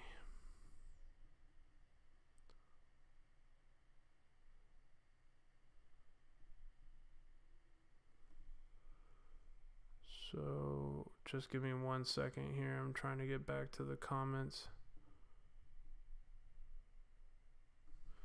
Yes. Hey, Road Trains Tiger. How's it going, my friend? Good to see you. Okay.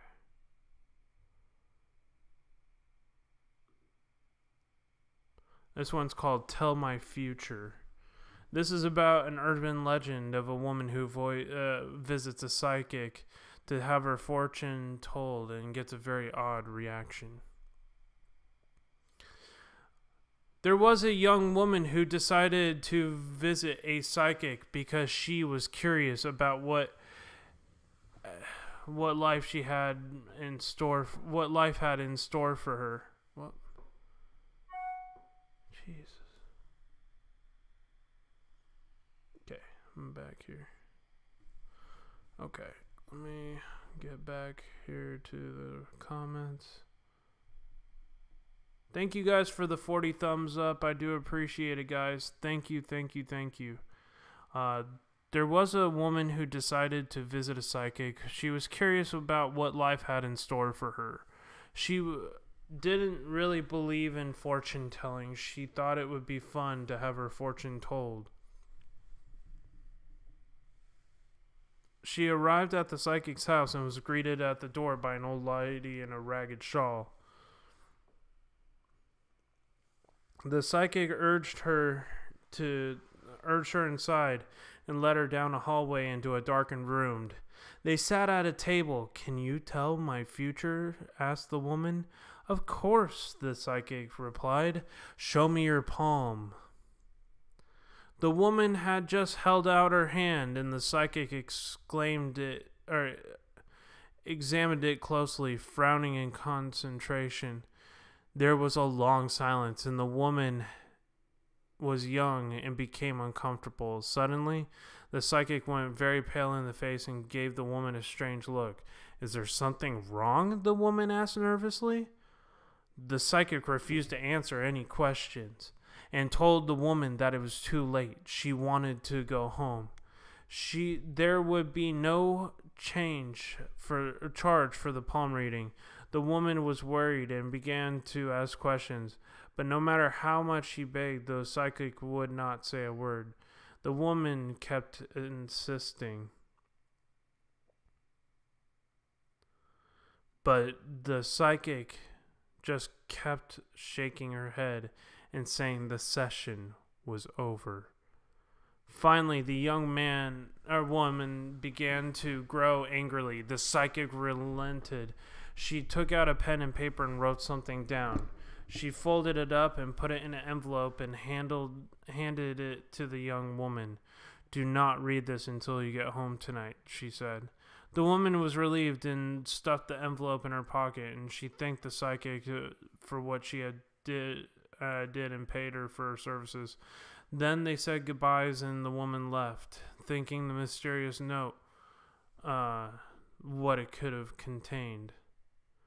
The woman crossed the road and, still deep in thought, she wasn't looking where she was going, and walked right into the path of an oncoming car. The vehicle slammed into her, tossing her leg into the air like a rag doll. Her broken body bounced around the road a few times, finally coming to rest in a crumpled and motionless heap. The next morning, the police arrived and pronounced the poor woman dead on scene. While rifling through her pockets, looking for identification, they came across the envelope. He opened it. The note said and contained 4 words: "You have no future." That was a pretty good one, guys. Huh. Wow.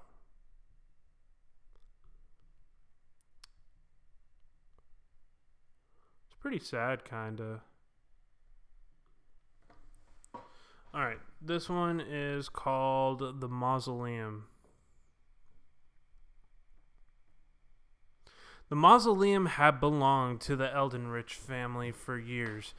Ambrose Eldridge had lived there alone for most of his life. He was shy and a reclusive man. He had shut himself up in the mansion. Nobody had seen him for years. When he had died, the mansion went to his closest living relative, his nephew, Ellison. After the funeral, Ellison went to the lawyer's office and signed all the necessary paperwork. He received the deed to his ancestral home.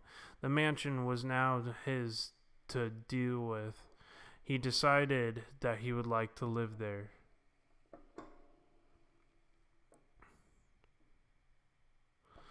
One day he moved in and he unlocked the door and stepped into the dusty old mansion. It was filled with antique furniture and priceless heirlooms. He wandered through the halls, admiring the paintings that his ancestor adorned the walls.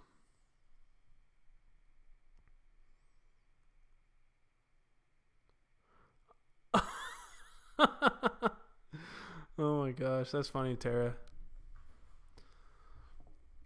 That night, going through the house, he took a flashlight and decided to explore the large marble structure that lay behind the house. It was the family mausoleum, and a generation after generation of Eldridges had been buried there. When he entered, Ellison saw that the mausoleum Sorry, I'm seeing so many people typing in the chat. Oh, it's just the notifications. Okay. Sorry. The mausoleum contained all of his ancestors, stretching back over 400 years. There were separate chambers in each of them there was a coffin containing a moldering body of one of his distant dead relatives. As the days passed by, he found himself visiting the mausoleum again and again. It was a peaceful place there. He liked the idea that this was the place where he would be buried when he died. One evening, he was shocked to discover that one of the coffins had been opened. It was the coffin belonging to his uncle Ambrose, and he lifted the lid and peered inside and saw something that sent a chill right through him. The old man's coffin had been desecrated and the body had been mutilated. His torso had been ripped open and most of his guts were missing. Parts of his flesh had been torn away all over his skin and were the mistakable marks of human teeth. It was almost too terrible to believe. Someone or something had been feasting on him. Eldison was terrified. He ran back into the mansion and called the police. A few minutes later, the policemen took a look around. After asking some questions, they shrugged their shoulders and told him there was nothing that they could do. The next morning, he drove into town, where he went to a local hunting supply shop and bought an enormous steel trap, big enough to catch a human being. He had brought it home and placed it in the tomb, setting it near the entrance so that the big steel teeth would immediately snap shut on anybody who trespassed. That's cool, Tara.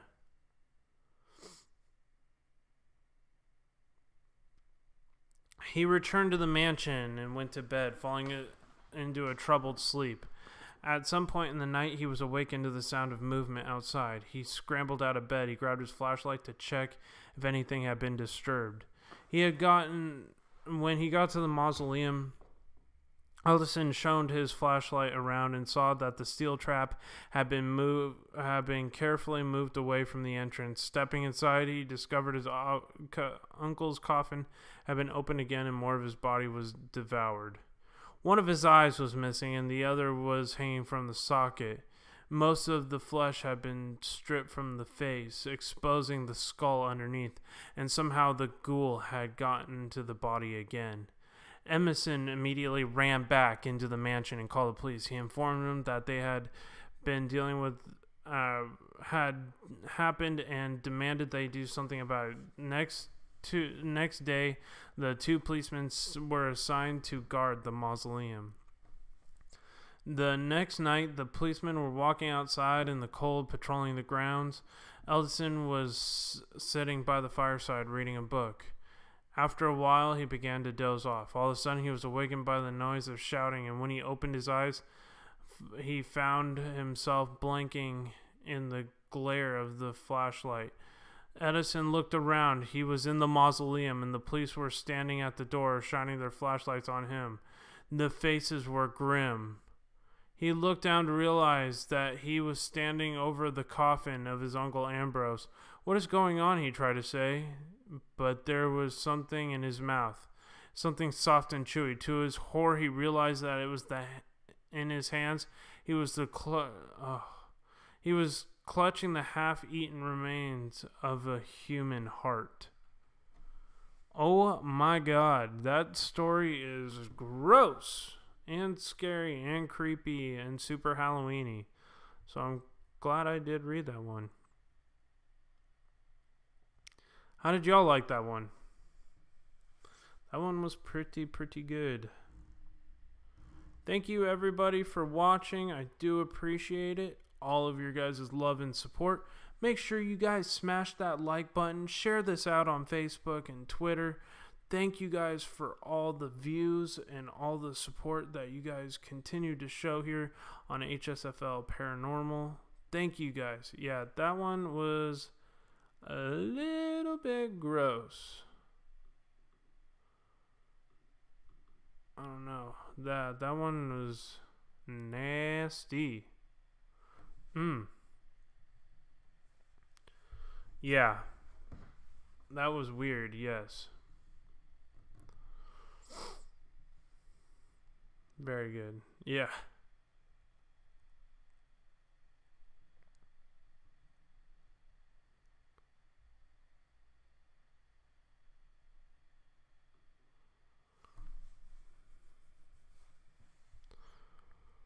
All right. This one is called The Halloween Cemetery. Kids deciding to play with a Ouija board in a cemetery. What could go wrong? So the story goes, a few years ago, a group of friends planned to spend the night in a cemetery close to where they had lived. There was two boys named Carlos and Miguel and two girls named Poloa and Roseo. They were all 16 years old. So this must be in Mexico, I'm guessing, or South America, or Spain. Initially, they heard the idea, and the girls refused to go. Poloa, she said she had been feeling bad about it. However, the boys had managed to convince them to change their minds. Finally, Halloween night arrived, and their teenagers met them at Yeah, it does sound like a story about Mo Sargi. Miguel, yeah, I guess I should just replace Miguel's name with Mo. Uh, Seriously, yeah, don't ever play with a Ouija board, seriously, guys. Miguel house drove, the teenagers met at Miguel's house and drove into the cemetery together. They arrived, there was so much fog that they could hardly see, and the cemetery gates were locked. Standing outside, they heard strange, eerie sounds coming from the graveyard. The girls got scared and suggested that they go home. Roseo, I think it's Roseo, said that she had regretted agreeing to the idea in the first place, but she had a feeling that something terrible there was going to happen. But the boys refused to eat, or refused to let them leave. Sorry, not refuse to eat. Hopefully they don't eat the girls. Don't be a baby, scoffed Miguel.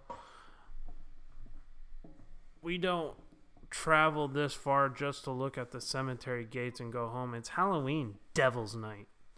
Carlos wanted to climb over the cemetery gates, but he grabbed a hold of the metal bars and swung the gates open right in front of him with an ominous creak. Suddenly, he heard the bells of the nearby chapel striking at midnight. There was a distance, and the dog howled at the moon, and the moon was obstructed by the clouds. The wind rose up and began to whistle through the trees. Miguel took the Ouija board from under his coat. It is time to summon the spirits, with a mischievous grin. Don't worry, it's just a game, Carlos said, trying to reassure the two girls. Nothing will happen. Nothing to be scared of. The group of teenagers walked into the cemetery. When they reached the small tomb in the middle, they stopped. Miguel laid the Ouija board on top of the cold stone, and they gathered around it. They placed their fingers on the planchette, and Miguel began to call out the spirits and contact them. After a few minutes, the pointer finger began to move, and they made contact with the spirit and claimed the ghost of the girl named Sarita, who was buried in the cemetery. The girls and boys asked the spirit questions and answered answers, and the board started to spell stuff out. All of a sudden, Rochelle felt something cold and clammy grab a hold of her wrist. She let out a horrified scream. The girls were spooked and decided to end the game. The spirit of the girl told them not to. The girl said that they needed to keep playing or everybody would die. Miguel ignored the spirit's warning and snapped the Ouija board shut. Yep, you just sealed yourself shut, buddy. They were about to leave when it suddenly became very dark. The teenagers could barely see anything in the cemetery. The wind rose and blew through the tombstones. The statues fell from their perches and shattered onto the ground. When they saw this, Rochelle began to freak out and start to run. Hey, how are you doing, my friend? Good to see you, Smurfalicious. I hope you're well.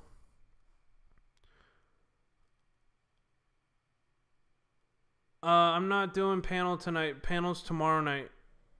I'm having the panel tomorrow night.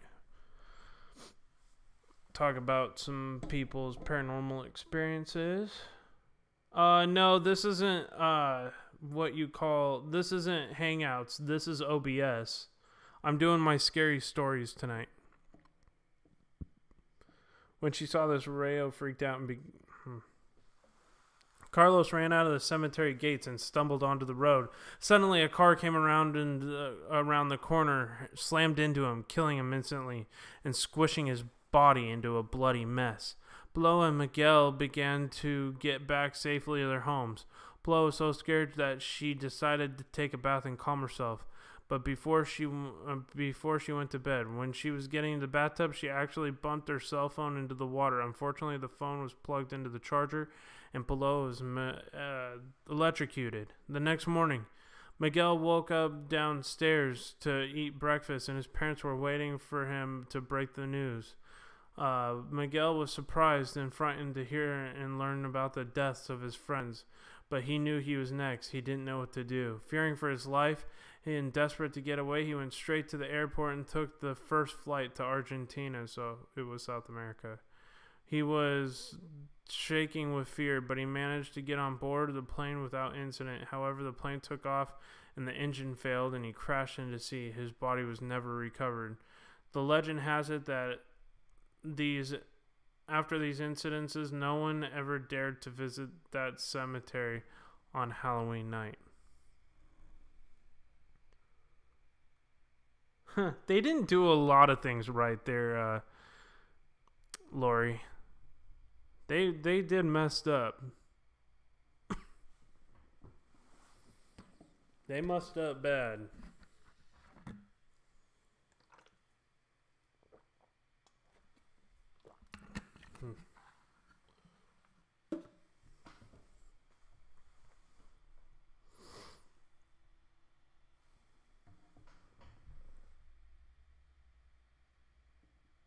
That was kind of creepy. Sounded like somebody went behind me and went, shh. Hope this problem isn't starting again in my house. I haven't been on any investigation, so I don't know what it is.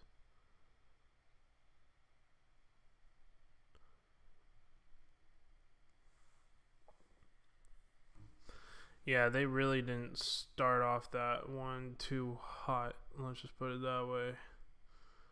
They were kind of doomed to have things bad happen to them. Kids rarely do anything right when it comes to the paranormal. Amen to that.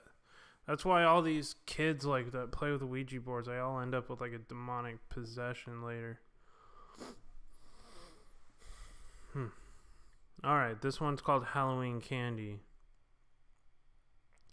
Last Halloween, I was waiting at my front door, giving out Halloween candy to all the trick-or-treaters all evening. Some of the children came alone. Some were accompanied by their parents. They all held out their bags. I happily dropped the sweets and treats inside, and it grew dark.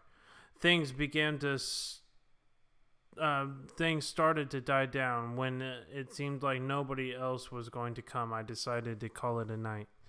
Just as I was about to turn my porch light off, there was a knock at my door. It seemed like it was much too late for children to be out. I grabbed a handful of candy and grabbed the door.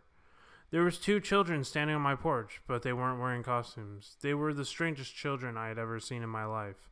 Their skin was ghostly and waxy white. Their eyes were completely black, and their teeth were jagged and too big to fit in their mouths. Their entire look was so much more disturbing than anything I had ever seen before. But their clothes were just plain, ordinary shirts and pants. Confused, I asked them, "Where are you supposed to be? Some kind of monsters?" No, the children's mouths widened into a broad, leering grins. "Tonight, we're dressed as humans." Tonight, filled suddenly with the sense of impending doom, I slammed the door and locked it tight. Through the peephole, I could see the strange trick-or-treaters standing at the door, motionless. They began to pound on the door to let them in. The door shook and seemed like it was going to fall off the hinges, and then suddenly, as it began, it stopped. When I looked through the peephole, they were gone. The street was deserted. I don't know about you, but this Halloween, I won't be opening doors for anyone anymore. All right, City Girl, Country Heart, I hope you have a great rest of your day, my friend. Take care. Thanks for coming by and dropping by and sharing some support. Thank you guys for the 17 people that are still holding on watching. I do appreciate you. If my buddy Joaquin from Santa Margarita is still watching, thank you, buddy. I hope you're doing well tonight. Text me at some point if you're still watching. I do appreciate you, my friend. Free Fraz, I'm back. Hello, everyone. Welcome back, Free.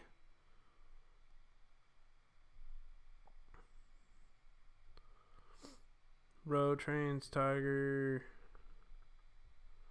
Sorry, I'm trying to keep up with the comments here. 18 people watching now. 19. Wow. Thank you guys so much. Really, really appreciate you guys. Let's see here. I'm going to pull up the current analysis for this video. So we are currently at 118 views on this video. Not too shabby. Probably gain some more tomorrow when people wake up and rewatch it. Let me see here real quick what we are on.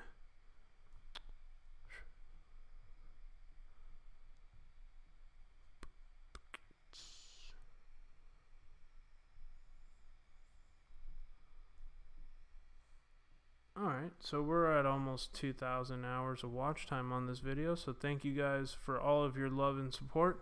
I do really appreciate you guys and all the things that you do. Okay, awesome. Thank you so much, Victor. I do appreciate it. Road Trains Tiger just tweeted this out.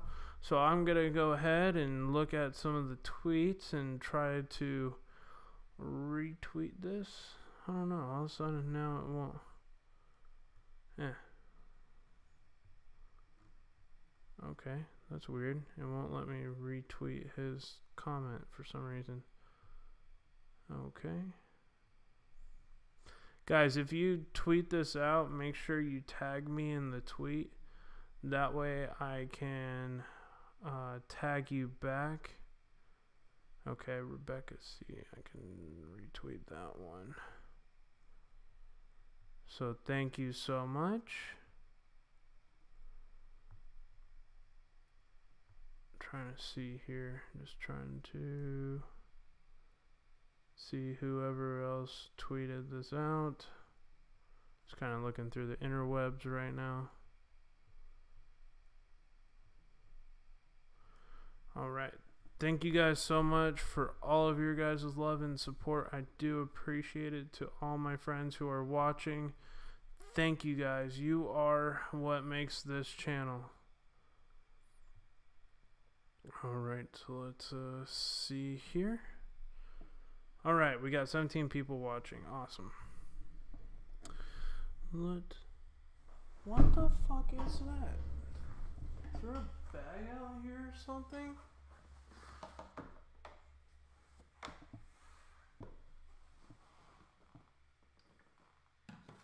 I'm telling you guys, this house freaks me out. I've seen more stuff happen in this house than any other paranormal investigation I've ever been on.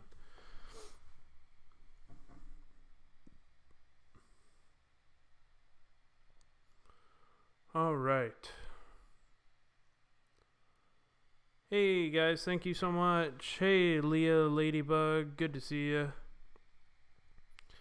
Thank you guys, for everybody who has held on and listened to the stories. Let's see, did I read this one? Madman Stan. There were two boys named Billy and Richie. Their parents had gone out and for the night and left them in the care of their babysitter.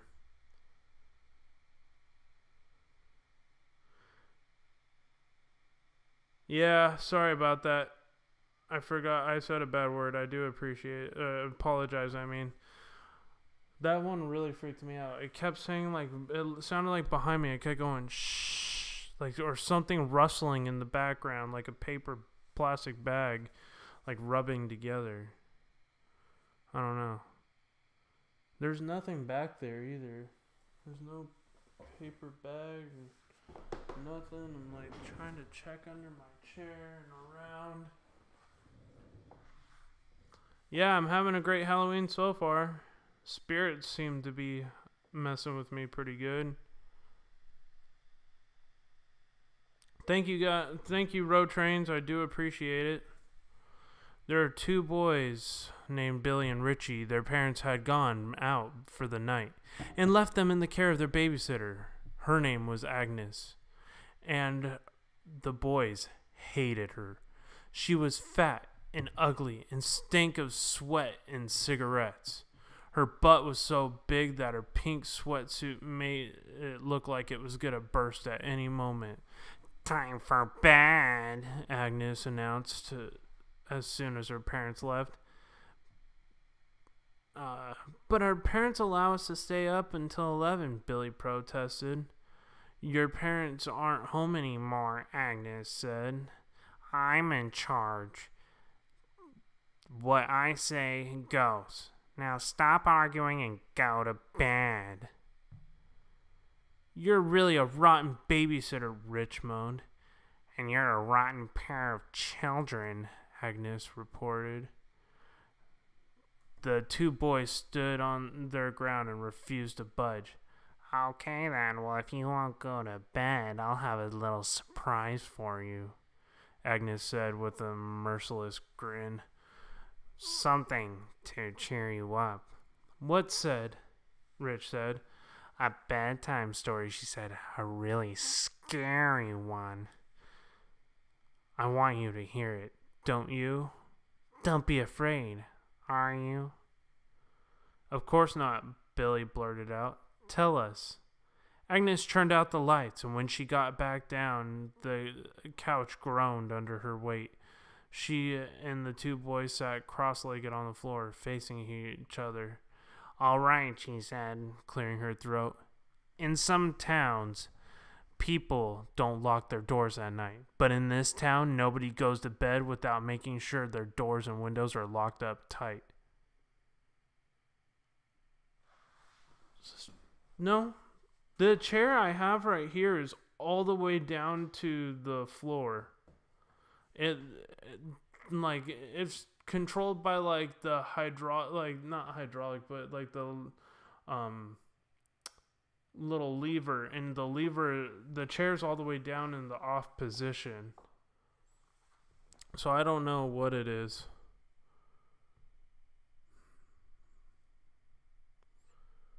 Let me see here real quick.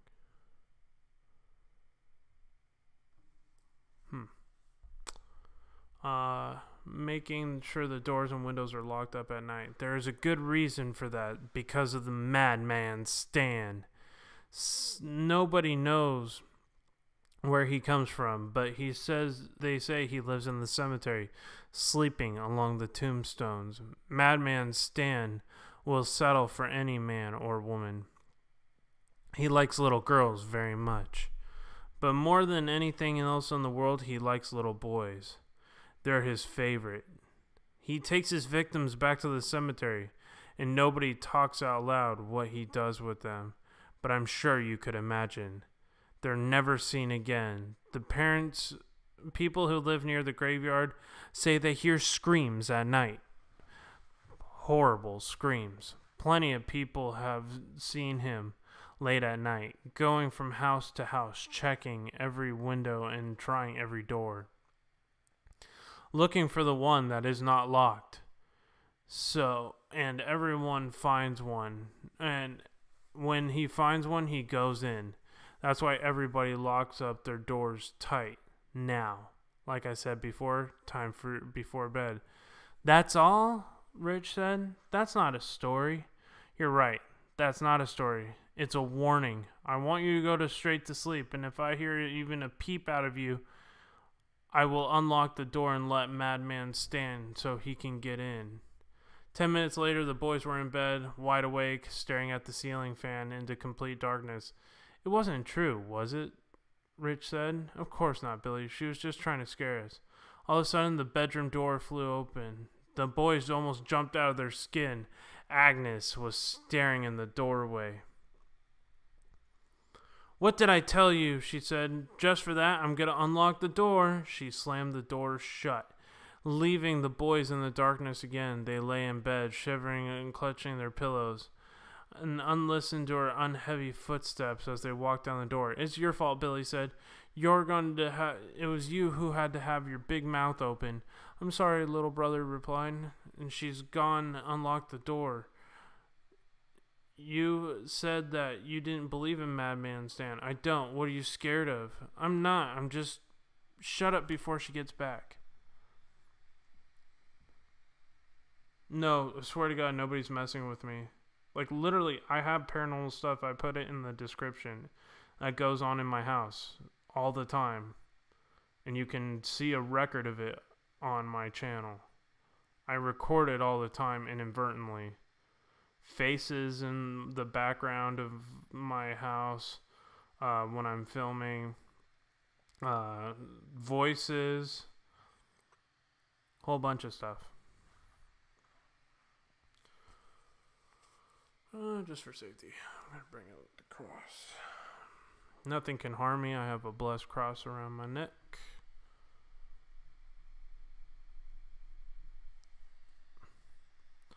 Alright.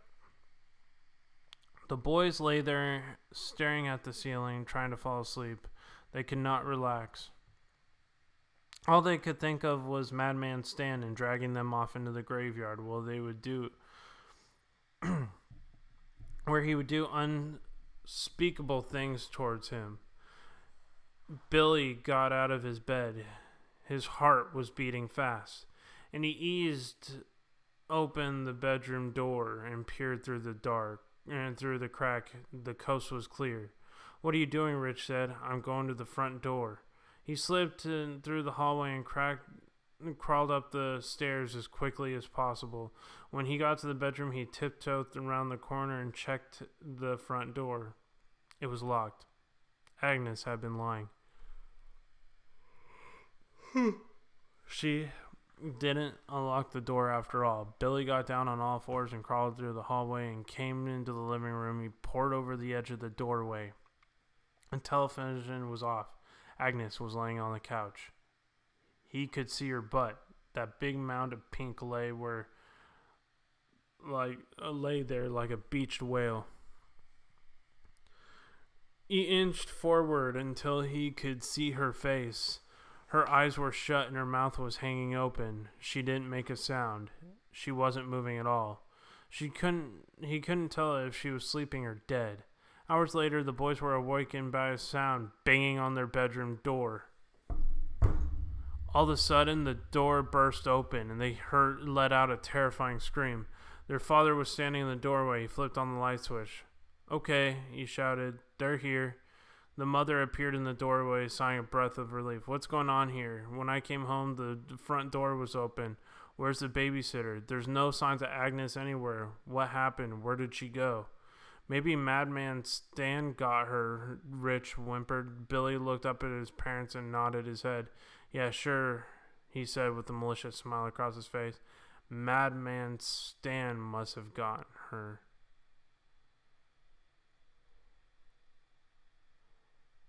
Ooh, spooky. Spooky, spooky. Guys, how are you liking the stream so far tonight? I tried to do some real Halloween-inspired stories tonight. I hope you guys are liking them.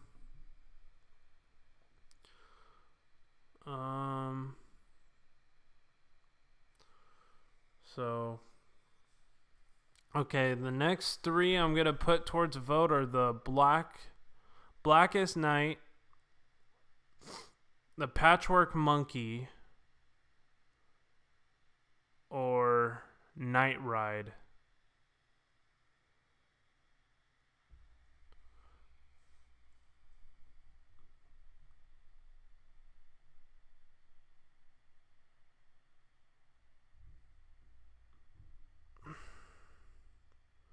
So far, so good. Awesome.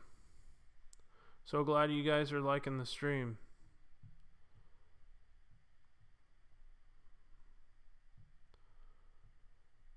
Guys, I put a lot of work into these streams to make them look really good and to make y'all happy and try to do the best I can to put out good quality content here on YouTube.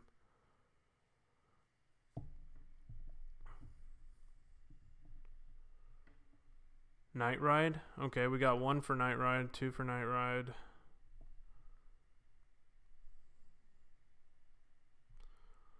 Alright.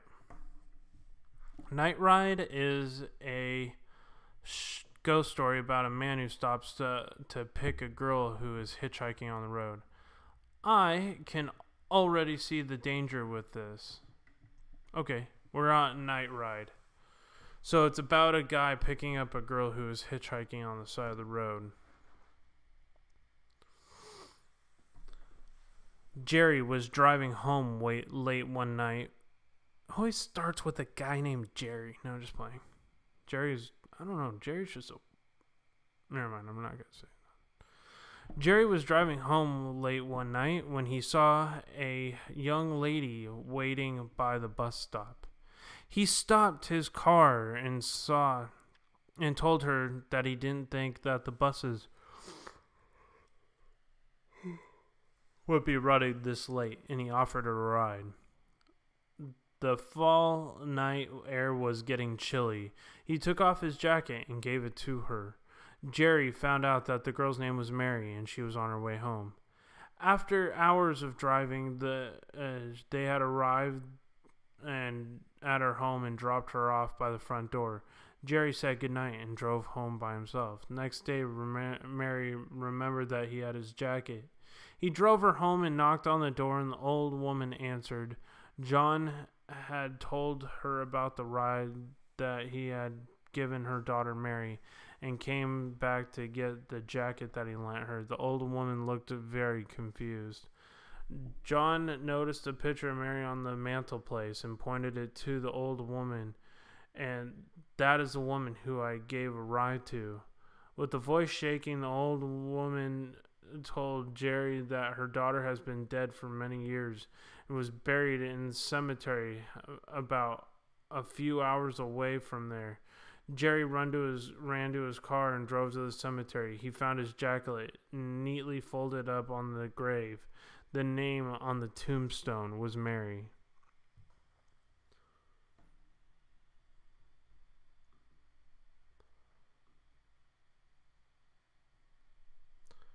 Wow, that was a good one.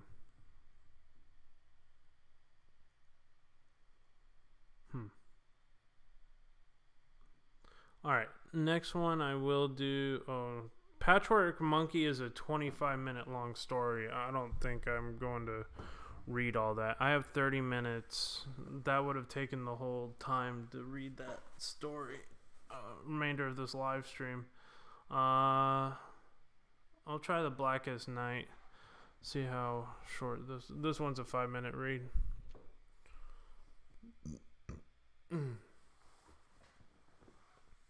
All right, the Blackest Night.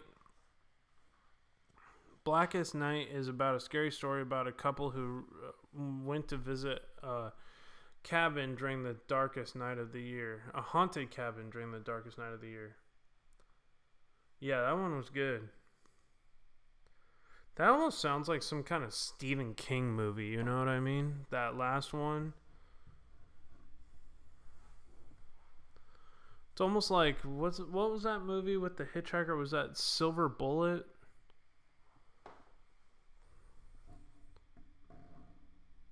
All right.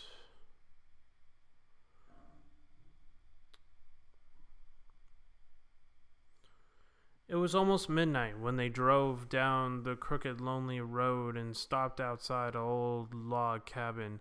The chill of the wind was blowing and the moon was full.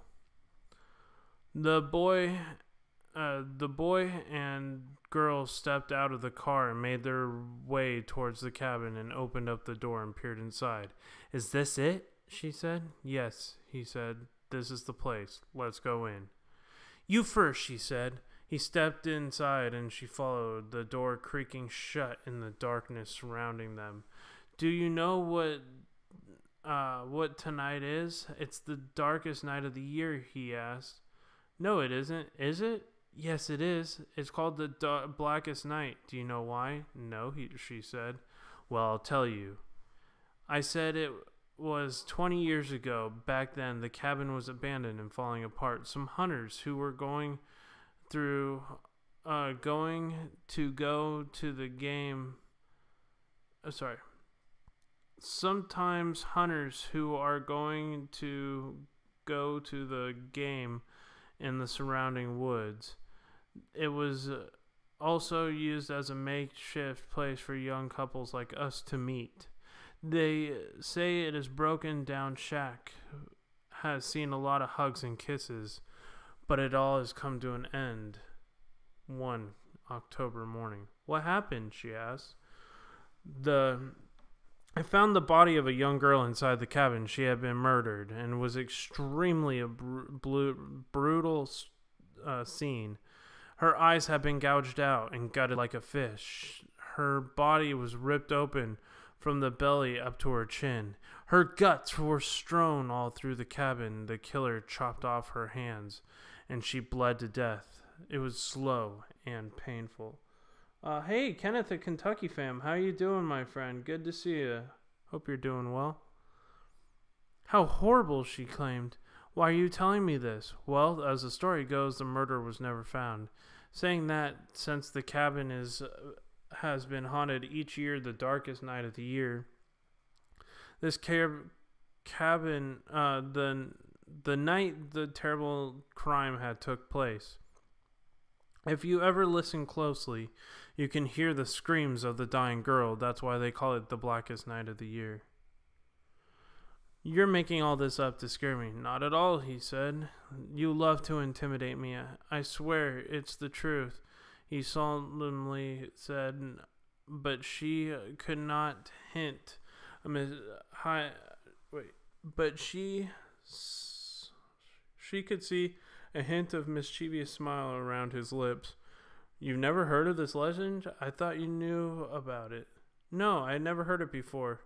This place is giving me the creeps. Let's get out of here. Come on, this is interesting.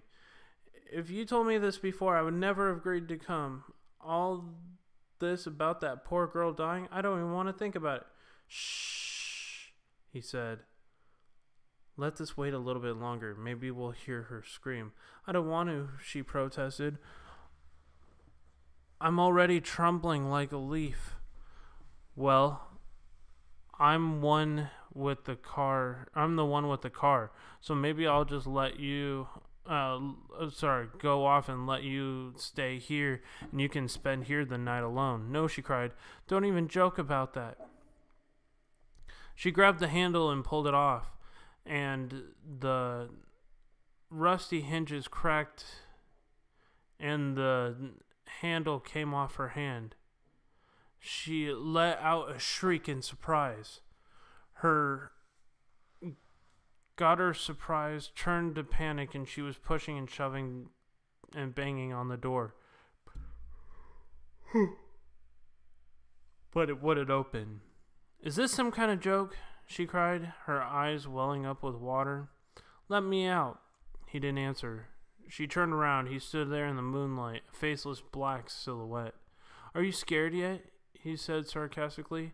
She stared at his hands. He was unscrewing his right hand, turning it around and around, pulling it off, revealing a metal, rusty hook. What is happening? She cried. As he got closer, he saw that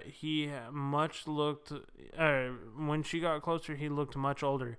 His hair wasn't blonde anymore, and his face was lined and wrinkled. I love this night, he said. It is a shame that it only comes once a year. No, she begged, please don't. For 20 years I've been coming out here, and the faces change, but the girls are always the same. Silly and naive, vulnerable and stupid, and waiting for me. No, she whispered. She buckled up and slid to the floor. He grinned. This is my night. he said, and he raised his hook. On that October night, the lonely cabin was again filled with the sound of the girl's screams. An eerie sound carried through the breeze. Those who have heard them gratefully into the darkness, then hurried home to tell their loved ones about the terrible legend of the blackest night of the year. And that's the end of that story. Thank you guys so much for all your love and support, guys. Y'all are awesome, awesome people. Thank you so much. Love and light to everybody here. Thank you guys. Let's see. I am only about 700 watch hours away from getting monetized here on YouTube. That is awesome. So just a few more weeks, guys, I'll probably be monetized and have the super chat and be able to run ads on my live stream. So that will be super, super duper cool. I can't wait for that. And thank you guys for staying with me and pushing me each time to keep doing these and keep giving me the support. Seriously, I love you guys. This stream has gotten bigger and bigger, and I've always loved to do Halloween stuff. I'm a huge Halloween person, so thank you guys. Let's see here.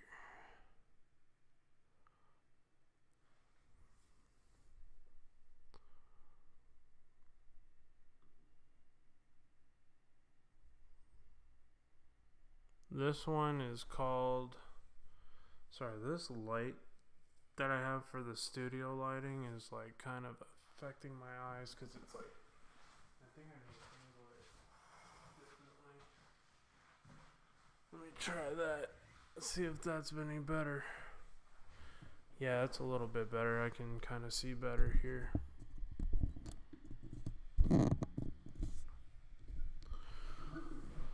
Alright.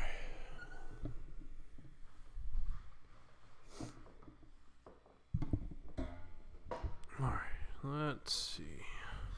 I'm trying to make it so I can see a little bit better and be able to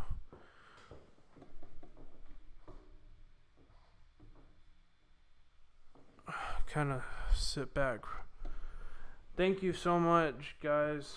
Thank you guys for all the nice words. I really do appreciate all of your support. Seriously, guys, you are awesome. Thank you, James. I really do appreciate it. Thank you, Fee. Thank you, Stacy.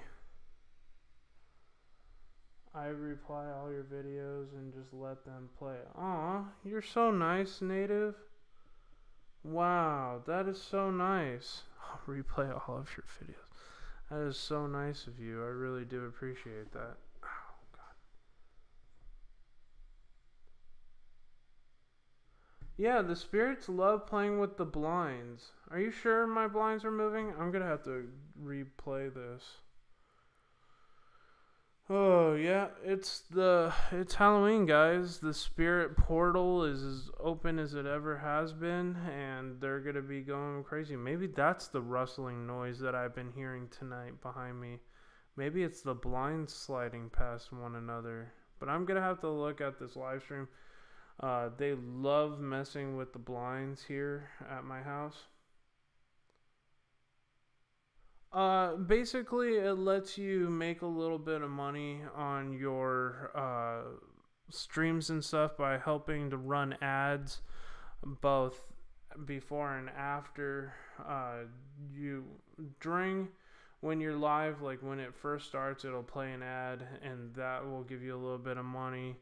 And then when you have the super chat enabled, so people don't have to donate straight to your PayPal, they can actually donate to you right on the screen instead and do like a donation with inside of the chat for YouTube, which is really cool.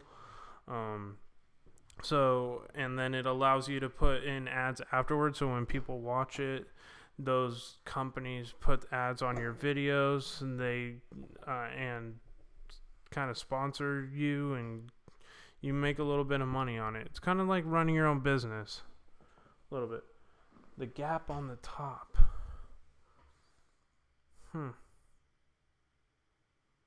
Strange. Yep.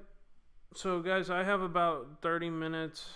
I'm feeling pretty tired now. I do want to go to bed here pretty soon.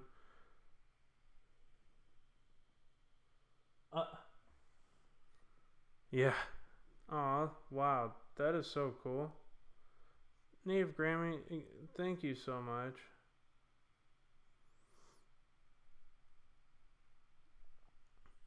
That would be awesome. Alright, this one is called Till Death Do Us Part. Bill and Mabel disregarded the tales that they have now heard from their neighbors. They didn't believe in ghosts and weren't about to start now, but they become silly neighbors. They just became silly neighbors that believed in the paranormal. Huh. Who's laughing now? Just playing. Mabel was just curious about some of the history in the town. So she contacted her local real estate and asked the agent and told him that she heard some odd stories about the house being haunted. The realtor said that by law they should have disclosed any history about the house. Apparently there had been a string of horrible murders committed in the house years before by an insane serial killer. The murders were only discovered after the killer had actually died. He had been smoking in bed, and when he fell asleep, he accidentally dropped the cigarette on his bed sheets. He caught fire and burned alive without ever waking up. His corpse laid undiscovered in the house for years. Eventually, the police had broken down and found his decomposing body in the floor. Laying in the bed. They had dug up the garden and found some of the remains of his victims. The story unnerved, Mabel began to have nightmares about the killer. She told her husband that she was beginning to believe that the stories of the hauntings could be true.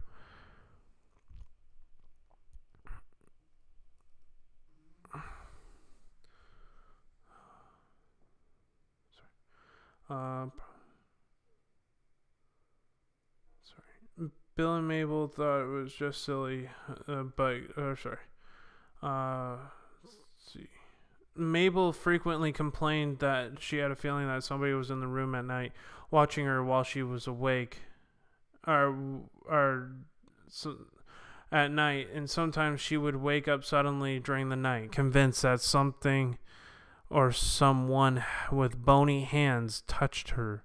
Bill and Mabel was just being silly to keep his wife happy. He promised to stay up all night and watch over her. Bill was confident that if she woke up feeling the cold, bony hands and nobody was there, she would realize that it was all in her imagination. To his word, Bill stayed up all night. All night, the room began to feel uncomfortably warm as he gripped a feeling of overwhelming thirst. Feeling Mabel sleeping softly, he went downstairs to the kitchen to get a glass of water. Upstairs in the darkened room, Mabel awoke with a start. She felt footsteps walking by the door, and somebody came into the room. She assumed it was her husband Bill, but she leaned over to give him a kiss and touched a cold, bony face. Bill heard the most horrible screaming coming from Mabel's room. He rushed upstairs in horror to find out that He rushed upstairs and screamed in horror about what he found. Mabel's dead body stretched out on the bed. Her face twisted with the expression of utter terror. Bill rushed upstairs to call the police. Several nights later, Bill was sleeping peacefully until around midnight. Again, he felt thirsty and went downstairs to get water. Then he went upstairs and discovered a huge lump in the bed. It was moving, and and he ran over to rip the bed sheets. The ghost of Mabel sat up in bed. She had tears in her eyes, and her cheeks were swollen and shrunken. And the dark form of another man crouched beside her. A terrible skeletal man with a face of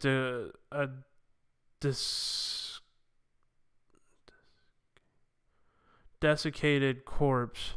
The man was the man clenched Mabel's head in his cold, bony grip and forced him to kiss her. Tears streaming down Mabel's face. In her hand, she had the biggest knife Bill had ever seen. Do you promise me, Billy? Do you promise? Until death do you part? Do you promise? Screamed Mabel as she floated the frightened and paralyzed as she flowed towards the frightened and paralyzed Bill. Whew. That one was pretty scary, guys. Thank you guys so much for joining. I do appreciate it. Thank you so much. Yeah, it is late. I am trying to stay up a little bit longer. I have about 20 minutes. I might make that into 10 because I am getting pretty tired. I hope everybody is enjoying the stories tonight. Thank you so much for coming by and sharing your love and support. Seriously, guys, you guys are awesome. Let's see here.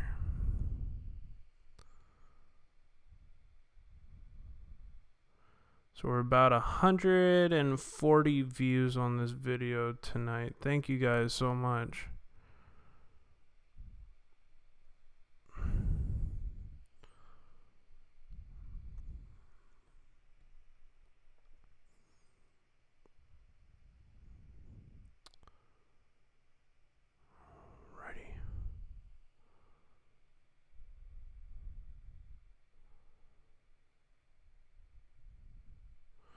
Let me get back here real quick.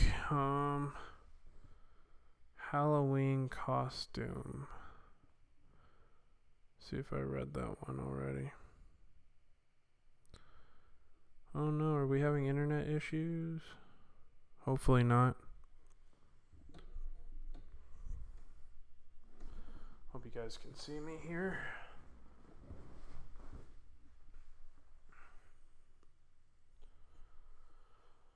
Oh, alright.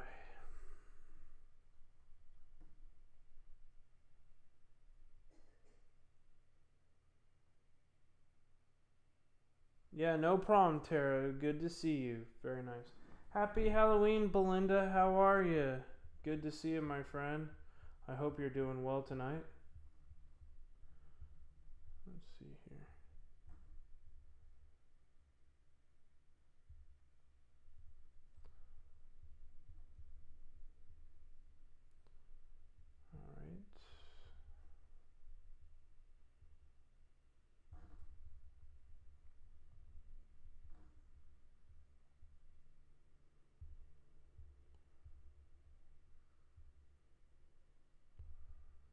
We have 13 people in the house. Thank you guys so much for staying on this whole time. I do appreciate all the love and support. Seriously, guys, you are awesome, and you're what makes this channel so special. Alrighty, so we have another story, but it's struggling to load for some reason.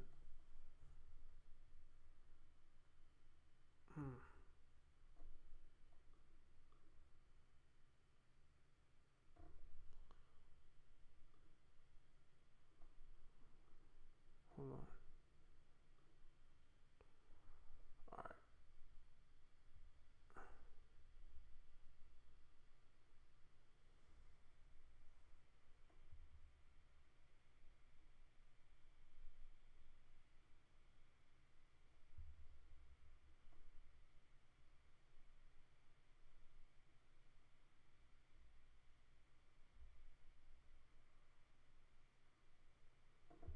So we have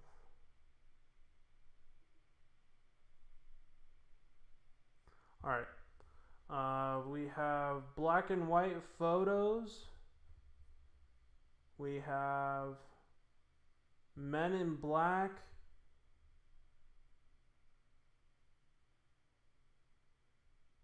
And Endless Loop. Let me know in the comments what you guys want to hear. That again was black and white photos, Men in Black, or Endless Loop. I have to wait for a second. So it should pop up on the OBS screen. No, here we go.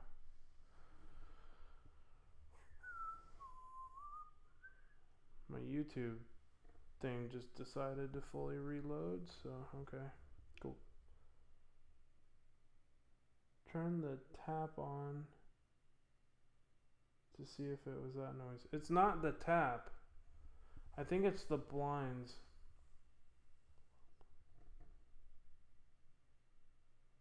Alright, so we have one for black and white. We have one for Men in Black. So we have two for Men in Black.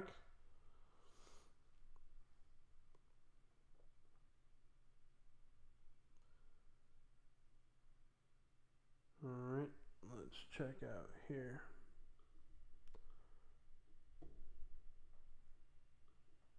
Ooh, so we got a tie between Men in Black and black and white photos. Okay, black and... how about I do this? I do Men in Black and then the black and white photos, and then I should be able to sign off for tonight after those two. So guys, these are my last two stories, so I hope you guys enjoy. The Men in Black is about a spooky story about two young boys who encounter a tall stranger in a small Mexican village. In a small village in Mexico, there was two boys sitting up on the wall, watching people pass by. As it was a hot day and the sun was beating down, the kids were wanting to take shelter beneath an old oak tree. Just as they were about to doze off, they saw a tall, dark stranger approaching. His appearance startled them. He noticed how strangely the man had walked. He noticed he was dressed from head to toe.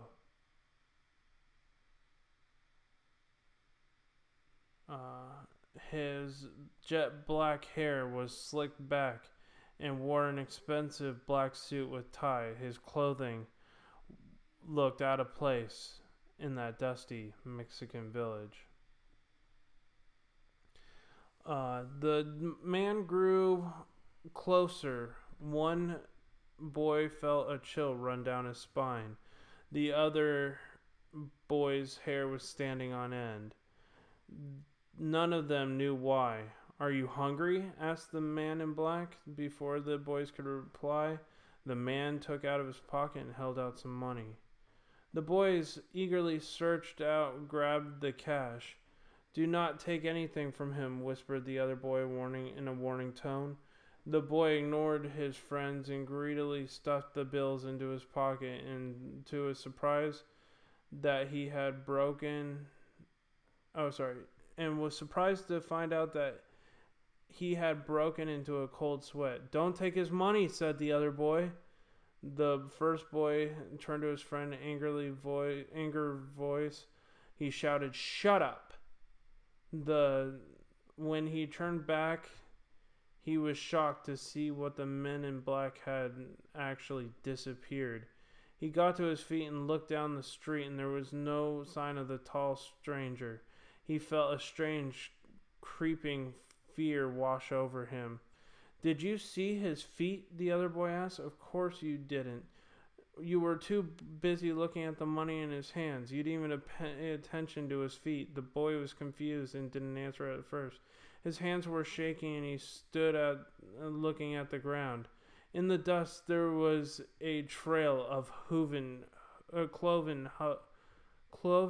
hoof prints. You know who this was, don't you? The other boy said. The man was the devil.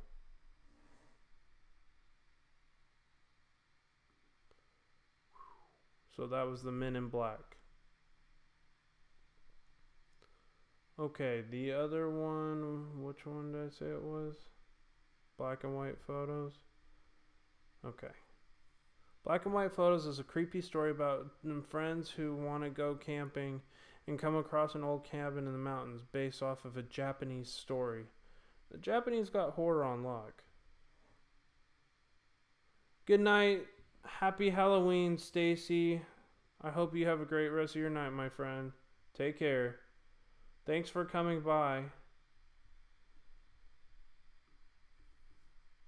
Guys, I hope you guys liked the stream. I tried to put on a cool Halloween event for everybody to have a fun time and to relax and listen to some creepy stories on Halloween night. Thank you guys so much for joining once again. I just want to go ahead and thank all my fans and all the people who have supported me from the beginning. I do love and appreciate all of you. So we do have one more story. Okay, when I was in high school, I went camping. Ooh, okay. Okay, one more story after this one and then I'm done. That should wrap it up. I'll do Endless Loop since that's only 2 minutes. When I was in high school, I went camping in the mountains with my 3 friends of mine. We set up our tents and went out to explore the area. After hiking for an hour, we were tired and light was fading and almost time to turn back. Then we found a old dilapidated shack. Curious, we went and decided and checked it out. When I think about it now, I wish we had just left it alone and gone back to our campsite. The old rumple hut was in bad shape and disorder, and the wood was rotting away. One of my friends tried to open the door. It was stuck fast. We gave all we could and tried to put a big pull on the door and managed to force it open. Inside, the cabin was cleared of dirt and rubbish was strewn through the floor and the chest of drawers beside it, and there was a huge sack of dusty newspapers. It looked like nobody had lived there in a long time. While my friends were looking in the cabin, I picked up one of the newspapers. The date was 1961. I wondered who had been living at the cabin in this time. I shuffled through the newspapers until I came to the one at the bottom of the pile. In the article, the front page seemed similar. I looked at the date of the newspaper and realized it had only come out just a few days before.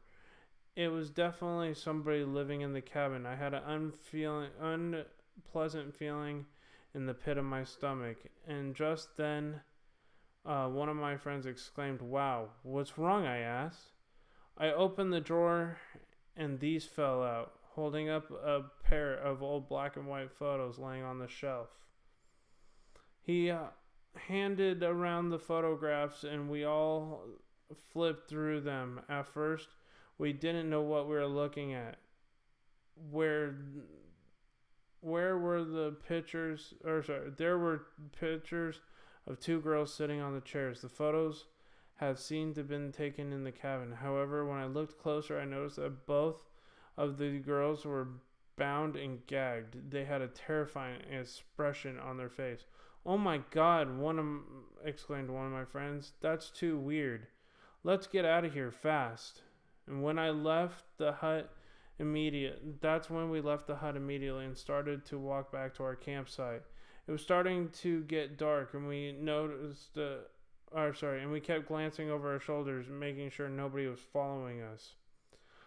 That night, none of us could sleep a wink. We lay awake in our tents and walked about to the weird black and white photos we had seen. They all creeped us out. "Maybe we should report them to the police. Let's just forget about what happened today," replied. The others agreed. The next morning, they picked up their stuff and went home. My friends dropped me off at my house. My parents were away from the weekend, and I carried my bag inside to take the shower. When I opened my bedroom, I got the shock of my life. There were lined in the black and white photos, the same black and white photos that I had found in the shack. Ooh, scary.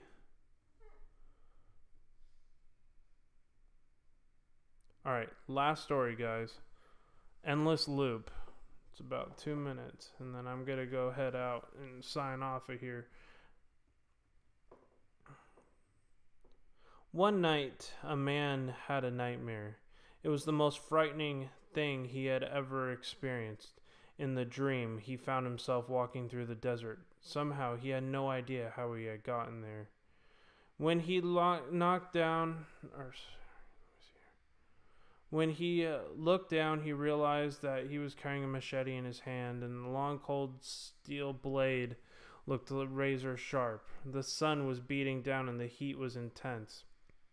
A man was sweating profusely and kept walking, even though he had no idea where he was going. After some time, a dark figure began to crouch down in the distance. As he appeared, he saw that it was a person laying in the sand.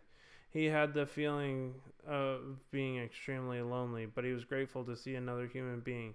He quickly went up to the man and bent over to help him.